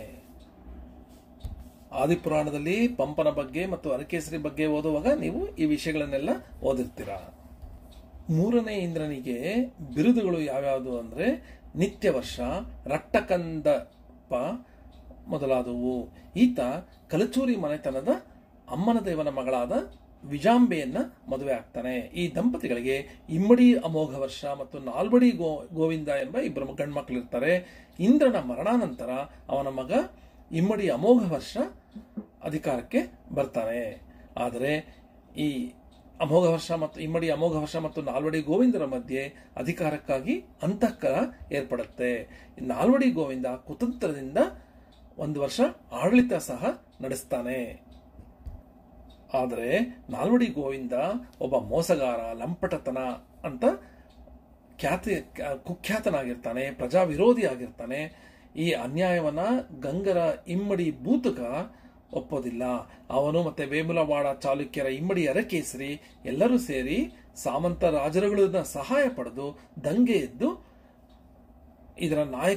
ಈ ದಂಗೆಯ ನಾಯಕತ್ವವನ್ನ ಇಮ್ಮಡಿ ಅರಕೇಸರಿ ವಹಿಸಿಕೊಂಡಿರ್ತಾನೆ. ಇವರೆಲ್ಲ ಸೇರಿ ನಾಲ್ವಡಿ ಗೋವಿಂದನನ್ನ ಇಳಿಸಿ ಆ ಸ್ಥಾನದಲ್ಲಿ 2ನೇ ಅಮೋಘ ವರ್ಷನನ್ನ ರಾಷ್ಟ್ರಕೂಟರ ಸಿಂಹಾಸನದಲ್ಲಿ ಕೂಡಿಸ್ತಾರೆ. ಹೀಗೆ 936ರಲ್ಲಿ ಅಧಿಕಾರಕ್ಕೆ ಬಂದ 3ನೇ ಅಮೋಘ ವರ್ಷ, ಮುಮ್ಮಡಿ ಅಮೋಘ ವರ್ಷ, ರಾಜ್ಯವನ್ನ ಆಳೋದ್ರಲ್ಲಿ ವಿರಕ್ತಿ ತಳೆದು ಧ್ಯಾನ ತಪಸ್ಸುಗಳಲ್ಲೇ ನಿರತನಾಗ್ತಾನೆ. ಈತ ಕಲಚೂರಿ ರಾಜಕುಮಾರಿ ಒಬ್ಬಳನ್ನ ಲಗ್ನವಾಗಿ ತನ್ನ ಬಹುಪಾಲು ಜೀವಿತವನ್ನ ಮಾವನ ಮನೆಯಲ್ಲೇ ಕಳೆದಿರ್ತಾನೆ. ಹೀಗಾಗಿ ರಾಷ್ಟ್ರಕೂಟರ ಆಡಳಿತ ಚುಕ್ಕಾಣಿ ಹಿಡಿಯಲು ಇವನ ಮಗ ಮುಮ್ಮಡಿ ಕೃಷ್ಣ ಬರ್ತಾನೆ. ಆ ವೇಳೆಗೆ ಗಂಗರ ಇಮ್ಮಡಿ ಬೂತಕ ಮತ್ತು ರಾಚಮಲ್ಲರ ನಡುವಣ ಕಲಹ ತಾರಕಕ್ಕೇರಿರುತ್ತೆ. ಬೂತುಗ ಮತ್ತು ರಾಷ್ಟ್ರಕೂಟರು ಒಂದಾಗಿರ್ತಾರೆ. ವೈವಾಹಿಕ ಸಂಬಂಧಗಳಿರೋದ್ರಿಂದ ಅವರು ಒಂದಾಗಿರ್ತಾರೆ. ಹೀಗಾಗಿ ರಾಷ್ಟ್ರಕೂಟರ ಸೈನ್ಯ ಬೂತುಗನಿಗೆ ಬೆಂಬಲ ಕೊಡುತ್ತೆ. ರಾಷ್ಟ್ರಕೂಟರು ಗಂಗವಾಡಿ ಮೇಲೆ ದಂಡೆತ್ತಿ ಬಂದು ರಾಚಮಲ್ಲನನ್ನ ಸೋಲಿಸಿ ಇಮ್ಮಡಿ ಬೂತುಗನನ್ನ ಗಂಗವಾಡಿಯ ಮುಖ್ಯಸ್ಥನಾಗಿ ಮಾಡ್ತಾರೆ. ಮುಮ್ಮಡಿ ಕೃಷ್ಣನ ತಾಯಿ ಮತ್ತು ಹೆಂಡತಿ ಇಬ್ಬರು ಕಲಚೂರಿ ವಂಶದವರು. ಹೀಗಿದ್ರೂ ಸಹ ಕೃಷ್ಣ ಕಲಚೂರಿ ಕುಲದ ಸಾಹಸ ತುಂಗರಾಜನ ಮೇಲೆ ದಂಡೆತ್ತಿ ಹೋಗಿ ಅವರ ಜೊತೆ ಸಂಬಂಧವನ್ನ ಹಾಳು ಮಾಡ್ಕೋತಾನೆ. ಮುಮ್ಮಡಿ ಕೃಷ್ಣ ಒಬ್ಬ ವೀರ ರಾಜನಾಗ್ತಾನೆ. ಸುಭದ್ರವಾದ ಆಡಳಿತ ನಿರ್ವಹಣೆ ಮಾಡುತ್ತಾ ತನ್ನ ಪೂರ್ವಜರಂತೆ ರಾಷ್ಟ್ರಕೂಟರ ರಾಜ್ಯ ವಿಸ್ತಾರಕ್ಕೆ ಮುಂದಾಗ್ತಾನೆ. ಅವನು ಆರಂಭಿಸಿದ್ದು ದಕ್ಷಿಣದ ದಿಗ್ವಿಜಯ. ಆ ವೇಳೆಯಲ್ಲಿ ಪಲ್ಲವರ ಪ್ರಾಬಲ್ಯ ಕುಂದಿ ಚೋಳರು ಬಂದಿದ್ರು. ಇವರ ರಾಜಧಾನಿ ತಂಜಾವೂರು. ಚೋಳರಾಜರನ್ನ ಸೋಲಿಸಿ ಮುಮ್ಮಡಿ ಕೃಷ್ಣ ತೊಂಡೈ ಮಂಡಲ ಎಂಬ ಪ್ರದೇಶವನ್ನು ತನ್ನದಾಗಿಸಿಕೊಳ್ತಾನೆ. ಆಗಿಂದಾಗೆ ಚೋಳರು ಮತ್ತು ರಾಷ್ಟ್ರಕೂಟರ ನಡುವೆ ಯುದ್ಧಗಳು ನಡೀತಾನೆ ಇರುತ್ತೆ. ಉತ್ತರ ಆರ್ಕಾಡ್ ಜಿಲ್ಲೆಯ ತೆಕ್ಕೋಲಂನಲ್ಲಿ ಪರಾಂತಕ ಮತ್ತು ಮುಮ್ಮಡಿ ಕೃಷ್ಣನ ನಡುವೆ ಯುದ್ಧ ನಡೆಯುತ್ತೆ. ಪರಾಂತಕನ ಮಗನಾದ ರಾಜಾದಿತ್ಯನನ್ನ ರಾಷ್ಟ್ರಕೂಟರ ಸೇನೆ ಸೋಲಿಸಿ ಅವನನ್ನ ಕೊಂದು ಬಿಡುತ್ತೆ. ಆ ಯುದ್ಧದಲ್ಲಿ ಇಮ್ಮಡಿ ಭೂತಕ ಮತ್ತು ಅವನ ದಾಸ ಮಣಲೆರ ಮಹತ್ವದ ಪಾತ್ರವನ್ನ ವಹಿಸಿದ್ರು. ಮುಂದೆ ನೀವು ಶಾಸ್ತ್ರಗಳ ಬಗ್ಗೆ ಓದುವಾಗ 4ನೆಯ ಸೆಮಿಸ್ಟರ್ನಲ್ಲಿ ಇವುಗಳ ಬಗ್ಗೆ ಸಹ ಓದುವ ಅವಕಾಶ ಇದೆ. ಈ ಯುದ್ಧಗಳನ್ನು ಗೆಲ್ಲುತ್ತಾ ಮುಮ್ಮಡಿ ಕೃಷ್ಣ ರಾಷ್ಟ್ರಕೂಟರ ರಾಜ್ಯವನ್ನ ಪೂರ್ವದ ಸಮುದ್ರದವರೆಗೆ ವಿಸ್ತರಿಸ್ತಾನೆ. ಈ ತೆಕ್ಕೋಲಂ ಯುದ್ಧದ ಗೆಲುವಿಗಾಗಿ ಭೂತುಗನ ಶೌರ್ಯಕ್ಕೆ ಮೆಚ್ಚಿ ಅವನಿಗೆ ಬನವಾಸಿ, ಬೆಳ್ವಲ, ಪುಲಿಗೆರೆ ಸ್ಥಳಗಳನ್ನು ಗಂಗರಿಗೆ ವಹಿಸಿಕೊಡ್ತಾನೆ. 962ರವರೆಗೆ ಚೋಳರು ರಾಷ್ಟ್ರಕೂಟರ ಅಧೀನದಲ್ಲಿದ್ದರು. ಮುಮ್ಮಡಿ ಕೃಷ್ಣನ ಉತ್ತರ ದಿಗ್ವಿಜಯಗಳಲ್ಲಿ ಭೂತುಗನ ಮಗನಾದ ಇಮ್ಮಡಿ ಮಾರಸಿಂಹ ಮಹತ್ವದ ಪಾತ್ರವನ್ನು ವಹಿಸ್ತಾನೆ. ಜೂರಾ ಶಾಸನದಲ್ಲಿ ರಾಷ್ಟ್ರಕೂಟರು ಗೂರ್ಜರ ಮತ್ತು ಪ್ರತಿಹಾರನ ಗೆದ್ದು ಗೂರ್ಜಾದಿರಾಜ ಎಂಬ ಬಿರುದನ್ನು ಪಡೆದರು ಅಂತ ಹೇಳಲಾಗಿದೆ. 3ನೆಯ ಕೃಷ್ಣ ಹೀಗೆ 939ರಿಂದ 967ರವರೆಗೆ ರಾಜ್ಯವನ್ನು ಆಳ್ತಾನೆ. ತದನಂತರ ಬಂದ ಉತ್ತರಾಧಿಕಾರಿಗಳು ಸಮರ್ಥರಾಗೋದಿಲ್ಲ. ಕೃಷ್ಣನ ಮಗ ಅಲ್ಪಾಯುಷಿಯಾಗಿರ್ತಾನೆ. ಕೃಷ್ಣ ನಂತರ ರಾಷ್ಟ್ರಕೂಟರ ರಾಜ್ಯ ಸೂತ್ರವನ್ನ ಗೊಟ್ಟಿಗ ಅಥವಾ ಕೊಟ್ಟಿಗನ ಪಾಲಾಗುತ್ತೆ. ಕೊಟ್ಟಿಗ 967ರಿಂದ 972ರವರೆಗೆ ರಾಜ್ಯವನ್ನ ಆಳ್ತಾನೆ. ನಂತರ ಕೊಟ್ಟಿಗನ ತಮ್ಮನ ಮಗ ಇಮ್ಮಡಿ ಕರ್ಕ 972ರಿಂದ 974ವರೆಗೆ ಆಳ್ತಾನೆ. 973ರ ಹೊತ್ತಿಗೆ ಕಲ್ಯಾಣ ಚಾಲುಕ್ಯರ ಇಮ್ಮಡಿ ತೈಲಪ್ಪ ರಾಷ್ಟ್ರಕೂಟರ ವಿರುದ್ಧ ದಂಗೆ ಎದ್ದು ರಾಷ್ಟ್ರಕೂಟರನ್ನ ಸೋಲಿಸಿ ಚಾಲುಕ್ಯ ರಾಜ್ಯವನ್ನ ಅಂದ್ರೆ ಕಲ್ಯಾಣ ಚಾಲುಕ್ಯ ರಾಜ್ಯವನ್ನ ಪ್ರತಿಷ್ಠಾಪಿಸ್ತಾನೆ. ಆದರೂ ಸಹ ಗಂಗಮಾರ ಸಿಂಹ ರಾಷ್ಟ್ರಕೂಟರಿಗೆ ವಿಧೇಯ ಸಾಮಂತರಂತೆ ನಡೆದುಕೊಳ್ತಾನೆ. ಆದರೆ ಏನು ಮಾಡೋದಕ್ಕೆ ಆಗೋದಿಲ್ಲ. ಕೃಷ್ಣನ ಮೊಮ್ಮಗನಾದ 4ನೇ ಇಂದ್ರನನ್ನ ಈ ಗಂಗಾ ಮಾರಸಿಂಹ ಬಂಕಾಪುರಕ್ಕೆ ಕರೆದುಕೊಂಡು ಹೋಗಿ ಅಲ್ಲಿ ಪಟ್ಟಾಭಿಷೇಕವನ್ನು ಮಾಡಿ ರಾಷ್ಟ್ರಕೂಟರ ಇರುವಿಕೆಯನ್ನ ತೋರಿಸೋದಕ್ಕೆ ಪ್ರಯತ್ನ ಪಡ್ತಾನೆ. ಆದರೆ ಅದು ಸಹ ಹೆಚ್ಚು ದಿನ ಉಳಿಯೋದಿಲ್ಲ. ಹೀಗಾಗಿ ತೈಲಪ್ಪನ ಮುಂದೆ ರಾಷ್ಟ್ರಕೂಟರ ಅವನತಿ ಆಗತ್ತೆ. 973ರಲ್ಲಿ ಇಮ್ಮಡಿ ತೈಲಪ್ಪ ರಾಷ್ಟ್ರಕೂಟರನ್ನ ಸೋಲಿಸಿ ಕಲ್ಯಾಣ ಚಾಲುಕ್ಯ ರಾಜ್ಯವನ್ನ ಕಟ್ಟಿದ ಅಂತ ಹೇಳಬಹುದು. ಈ ರಾಷ್ಟ್ರಕೂಟರ ಆಡಳಿತ ಕಾಲದಲ್ಲಿ ಅವರು ಧರ್ಮ, ಕಲೆ, ಸಂಸ್ಕೃತಿಗೆ ಹೇಗೆ ಪ್ರೋತ್ಸಾಹ ಕೊಡ್ತಾ ಇದ್ರು, ಪ್ರೇರಣೆ ಕೊಡ್ತಾ ಇದ್ರು ಅಂತ ಈಗ ನೋಡೋಣ. ರಾಷ್ಟ್ರಕೂಟರು 7ನೇ ಶತಮಾನದಿಂದ 10ನೇ ಶತಮಾನವರೆಗೆ ಸುಮಾರು 3 ಶತಮಾನಗಳ ಕಾಲ ಸುದೀರ್ಘ ಆಳ್ವಿಕೆಯನ್ನು ನಡೆಸಿದ್ದಾರೆ. ಅವರಲ್ಲಿ ಪ್ರಮುಖವಾದ ರಾಜರು ದಂತಿದುರ್ಗ, ಇಂದ್ರ, ಗೋವಿಂದರಾಜ, ಕೃಷ್ಣ ಮೊದಲಾದವರು. ಇವರೆಲ್ಲ ವೈದಿಕ ಸಂಪ್ರದಾಯಸ್ಥರು ಅನ್ನೋದು ಅವರ ಹೆಸರೇ ತೋರಿಸುತ್ತೆ.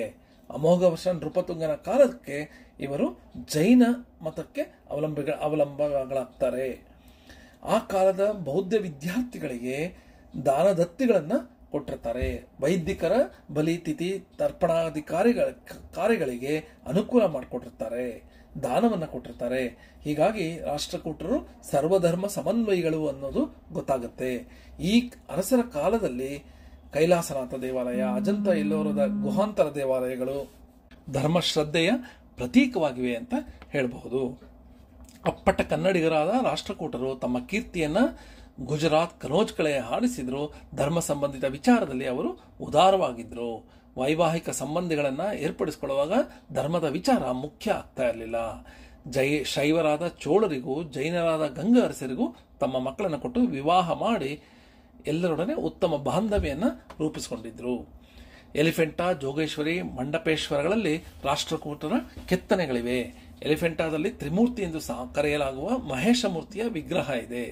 ಮಾನ್ಯಖೇಟ ಅಥವಾ ಮಲಖೇಡ್ನಲ್ಲಿ ಈ ಅರಸರ ಕಾಲದ ಕಟ್ಟಡಗಳ ಯಾವ ಅವಶೇಷ ದೊರೆಯದೇ ಇರೋದು ಒಂದು ವಿಷಾದಕರವಾದ ವಿಷಯ ಅಂತ ಹೇಳಬಹುದು. ಅರಬ್ ಲೇಖಕ ಸುಲೋಮಾನ್ ಈ ಸಾಮ್ರಾಜ್ಯವನ್ನು ಉಲ್ಲೇಖಿಸುತ್ತಾ ಇಡೀ ಜಗತ್ತಿನ ಪ್ರಮುಖ ರಾಷ್ಟ್ರಗಳಲ್ಲಿ ಈ ರಾಷ್ಟ್ರಕೂಟ ರಾಜ್ಯವಂಶವು ಒಂದು ಅಂತ ಹೇಳಿದ್ದಾನೆ. ಬಾದಾಮಿ ಚಾಲುಕ್ಯರು ಹಾಕಿಕೊಟ್ಟ ವೇಸರ ಶೈಲಿಯ ವಾಸ್ತುಶಿಲ್ಪ ಇವರ ಕಾಲದಲ್ಲಿ ಸಹ ಮುಂದುವರೆದಿತ್ತು. ಅಮೋಘ ವರ್ಷ ಸ್ವತಃ ರಾಜನಾಗಿದ್ದರೂ ಲೋಕಶಾಂತಿಗಾಗಿ ತನ್ನ ಕೈಬೆರಳನ್ನೇ ಕೊಲ್ಲಾಪುರದ ಲಕ್ಷ್ಮೀದೇವಿಗೆ ಅರ್ಪಿಸ್ತಾನೆ. ಇದು ಆ ಕಾಲದ ಬಲಿ ತ್ಯಾಗಗಳ ಸಂಕೇತವಾಗಿದೆ. ರಾಷ್ಟ್ರಕೂಟರ ಕಾಲದಲ್ಲಿ ಅಗ್ರಹಾರ ಘಟಿಕಾ ಸ್ಥಾನಗಳಲ್ಲಿ ತ್ರಿಮೂರ್ತಿಗಳನ್ನು ಸ್ಥಾಪಿಸಲಾಗಿತ್ತು. ಅವರ ಕಾಲದಲ್ಲಿ ಸರ್ವ ವೃತ್ತಿದಾರರ ಸಾಮಾಜಿಕ ವ್ಯವಸ್ಥೆ ಅದ್ಭುತವಾಗಿ ಉತ್ತಮವಾಗಿ ರೂಪುಗೊಂಡಿತ್ತು. ರಾಜರು ಕೇವಲ ಯುದ್ಧದಲ್ಲೇ ಕಾಲ ಕಳೆಯದೆ ಜನರ ಜೀವನ ಮೌಲ್ಯವನ್ನು ಸುಧಾರಿಸುವ ಚಿಂತನೆಗಳಿಗೆ ಮನಸ್ಸು ಕೊಟ್ಟಿದ್ರು.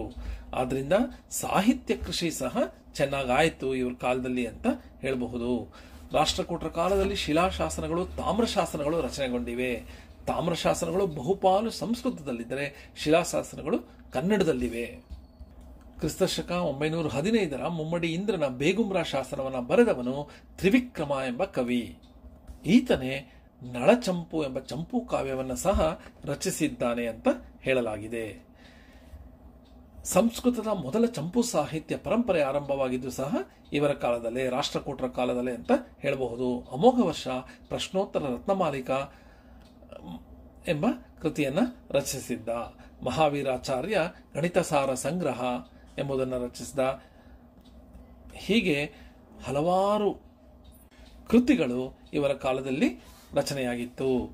ಜಿನಸೇನನ ಆದಿಪುರಾಣ ಮತ್ತು ಪಾರ್ಶ್ವಾಭ್ಯುದಯ, ಅಸಗನ ವರ್ಧಮಾನ ಪುರಾಣ, ವಿದ್ಯಾನಂದನ ಅಷ್ಟಸಾಹಸಿ ಮೊದಲಾದ ಕೃತಿಗಳು ಇವರ ಕಾಲದಲ್ಲಿ ಪ್ರಕಟವಾಯಿತು ಅಥವಾ ಬರೆಯಲಾಯಿತು, ರಚಿತವಾಯಿತು. ಕನ್ನಡಿಗರಿಂದ ವಿರಚಿತವಾದ ಸಂಸ್ಕೃತ ಗ್ರಂಥಗಳು ಸಾಕಷ್ಟು ರಚನೆಯಾಗಿವೆ. ಕವಿರಾಜ ಮಾರ್ಗ ಅಮೋಘ ವರ್ಷನ ಸಭಾಸದ ಶ್ರೀವಿಜಯನಿಂದ ರಚಿತವಾದದ್ದು. ಕನ್ನಡದ ಪ್ರಥಮ ಗ್ರಂಥ ಕವಿರಾಜ ಮಾರ್ಗ ರಾಷ್ಟ್ರಕೂಟ ಅಮೋಘ ವರ್ಷನ ಸಭೆಯಲ್ಲಿದ್ದ ಶ್ರೀವಿಜಯನಿಂದ ರಚಿತವಾಗಿದ್ದು. ಈತನೇ ವಿಮಲೋದಯ, ನಾಗಾರ್ಜುನ, ಜಯಬಂಧು ಎಂಬ ಗದ್ಯ ಕವಿಗಳನ್ನು ಹೆಸರಿಸಿದ್ದಾನೆ. ಅಂದರೆ ಇವರೆಲ್ಲ ಶ್ರೀವಿಜಯನಿಗೂ ಮೊದಲು ಇದ್ದ ಕವಿಗಳು ಆಗಿರಬಹುದು. ಅಸಗ, ಗುಣನಂದಿ, ಮೊದಲನೆಯ ಗುಣವರ್ಮ ಮತ್ತು ಪಂಪ ಸಹ ರಾಷ್ಟ್ರಕೂಟರ ಕಾಲದಲ್ಲೇ ಇದ್ರು. ಇವರೆಲ್ಲ ಅದ್ಭುತ ಕವಿಗಳು. ಪೊನ್ನ ಮುಮ್ಮಡಿ ಕೃಷ್ಣನ ಆಶ್ರಯದಲ್ಲೇ ಇದ್ದು ಕವಿ ಚಕ್ರವರ್ತಿ ಎಂಬ ಬಿರುದನ್ನು ಪಡೆದಿದ್ದ. ಮುಮ್ಮಡಿ ಕೃಷ್ಣನ ಸಾಮಂತ ದೊರೆ ಶಂಕರಗಂಡನ ಜೀವನ ಚರಿತ್ರೆ ಇದು ಪೊನ್ನನ ಭುವನೈಕ್ಯ ರಾಮಾಭ್ಯುದಯದಲ್ಲಿ ಇದೆ. ಇದರ ಜೊತೆಗೆ ಜಿನಾಕ್ಷರಮಾಲೆ, ಶಾಂತಿ ಪುರಾಣವನ್ನು ಸಹ ಪೊನ್ನ ರಚಿಸಿದ್ದಾನೆ. ಪಂಪ ವೇಮುಲವಾಡ ಚಾಲುಕ್ಯರ ಆಶ್ರಯದಲ್ಲಿದ್ದರೂ ಸಹ ರಾಷ್ಟ್ರಕೂಟರ ಜೊತೆ ಉತ್ತಮ ಸಂಬಂಧವನ್ನು ಇಟ್ಕೊಂಡಿದ್ರು. ಆ ವೇಮುಲವಾಡ ಚಾಲುಕ್ಯರು ರಾಷ್ಟ್ರಕೂಟರು ಬಹಳ ಉತ್ತಮ ಸಂಬಂಧವನ್ನು ಇಟ್ಕೊಂಡಿದ್ರು. ಈ ವೇಮುಲವಾಡ ಚಾಲುಕ್ಯರ ಆಶ್ರಯದಲ್ಲಿ ಪಂಪ ಇದ್ದ. ಪಂಪ ಆದಿಪುರಾಣ ಮತ್ತು ವಿಕ್ರಮಾರ್ಜುನ ವಿಜಯವನ್ನ ರಚಿಸಿ ಕೀರ್ತಿವಂತನಾಗಿ ರಾಷ್ಟ್ರಕೂಟರಿಂದ ಸಹ ಮನ್ನಣೆಯನ್ನ ಪಡೆದಿದ್ದ. ಈ ಘಟಕ ಬಹು ದೀರ್ಘವಾದ ದೊಡ್ಡ ಘಟಕ ಅಂತ ಹೇಳಬಹುದು. 4 ರಾಜವಂಶಗಳು ಯಾವ್ಯಾವುದು? ಕದಂಬರು, ಗಂಗರು, ಬಾದಾಮಿ ಚಾಲುಕ್ಯರು, ರಾಷ್ಟ್ರಕೂಟರು. ಅವರು ಹೇಗೆ ರಾಜ್ಯವನ್ನು ಆಳಿದ್ರು, ಅವರ ರಾಜ್ಯಭಾರದಲ್ಲಿ ಯಾವ ಯಾವ ರಾಜರುಗಳು ಆಳಿದ್ರು, ಅವರು ಹೇಗೆ ಧರ್ಮ, ಕಲೆ, ಸಂಸ್ಕೃತಿಗೆ ಪ್ರೇರಣೆಯನ್ನು ಕೊಟ್ಟರು, ಅವರ ಕಾಲದಲ್ಲಿ ಸಂಸ್ಕೃತಿ ಹೇಗೆ ಉತ್ತಮವಾದ ಸ್ಥಿತಿಯಲ್ಲಿತ್ತು ಅನ್ನೋದನ್ನ ನಾವು ಈ ಘಟಕದಲ್ಲಿ ನೋಡಿದ್ವಿ. ಕದಂಬರು, ಗಂಗರು, ಬಾದಾಮಿ ಚಾಲುಕ್ಯರು, ರಾಷ್ಟ್ರಕೂಟರು, ಈ 4 ರಾಜವಂಶಗಳ ಬಗ್ಗೆ, ಈ ರಾಜವಂಶಗಳ ರಾಜರುಗಳ ಬಗ್ಗೆ ಸಹ ನಾವು ನೆನ್ಪಿಟ್ಕೋಬೇಕು. ಅದರಲ್ಲೂ ಪ್ರಮುಖ ರಾಜರುಗಳ ಬಗ್ಗೆ ಆದರೂ ನಾವು ನೆನ್ಪಿಟ್ಕೊಂಡು ಪರೀಕ್ಷೆಯಲ್ಲಿ ಉತ್ತಮವಾಗಿ ಬರೆಯೋದಕ್ಕೆ ಈ ರಾಜರುಗಳು ಮತ್ತು ಅವರು ಮಾಡಿದ ಕಾರ್ಯಗಳು, ಅವರು ಸಾಹಿತ್ಯ ಸಂಸ್ಕೃತಿಗೆ ನೀಡಿದ ಬೆಂಬಲವನ್ನು ನಾವು ನೆನ್ಪಿಟ್ಕೋಬೇಕಾಗುತ್ತೆ. ಹಲವಾರು ಶಾಸನಗಳನ್ನು ನೆನ್ಪಿಟ್ಕೋಬೇಕಾಗುತ್ತೆ. ಎಷ್ಟು ನೆನ್ಪಿಟ್ಕೊಂಡ್ರೆ ಈ ಘಟಕದ ಬಗ್ಗೆ ಬರುವ ಯಾವುದೇ ಪ್ರಶ್ನೆಗೆ ಸುಲಭವಾಗಿ ಉತ್ತರವನ್ನು ನೀಡಬಹುದು. ಇಲ್ಲಿಗೆ ಇದೊಂದು ದೀರ್ಘವಾದ ಘಟಕದ ಬಗ್ಗೆ ನಿಮಗೆ ಅರ್ಥ ಆಗಿದೆ ಅಂತ ಅನ್ಕೋತೀನಿ. ಇದು ನಿಮಗೆ ಉಪಯೋಗವಾಗಿದ್ದರೆ ಈ ವಿಡಿಯೋ ಕೆಳಗಡೆ ಇರುವ ಕಾಮೆಂಟ್ ಬಾಕ್ಸ್ನಲ್ಲಿ ನಿಮ್ಮ ಅಭಿಪ್ರಾಯವನ್ನು ತಿಳಿಸಿ. ನಮಸ್ಕಾರ.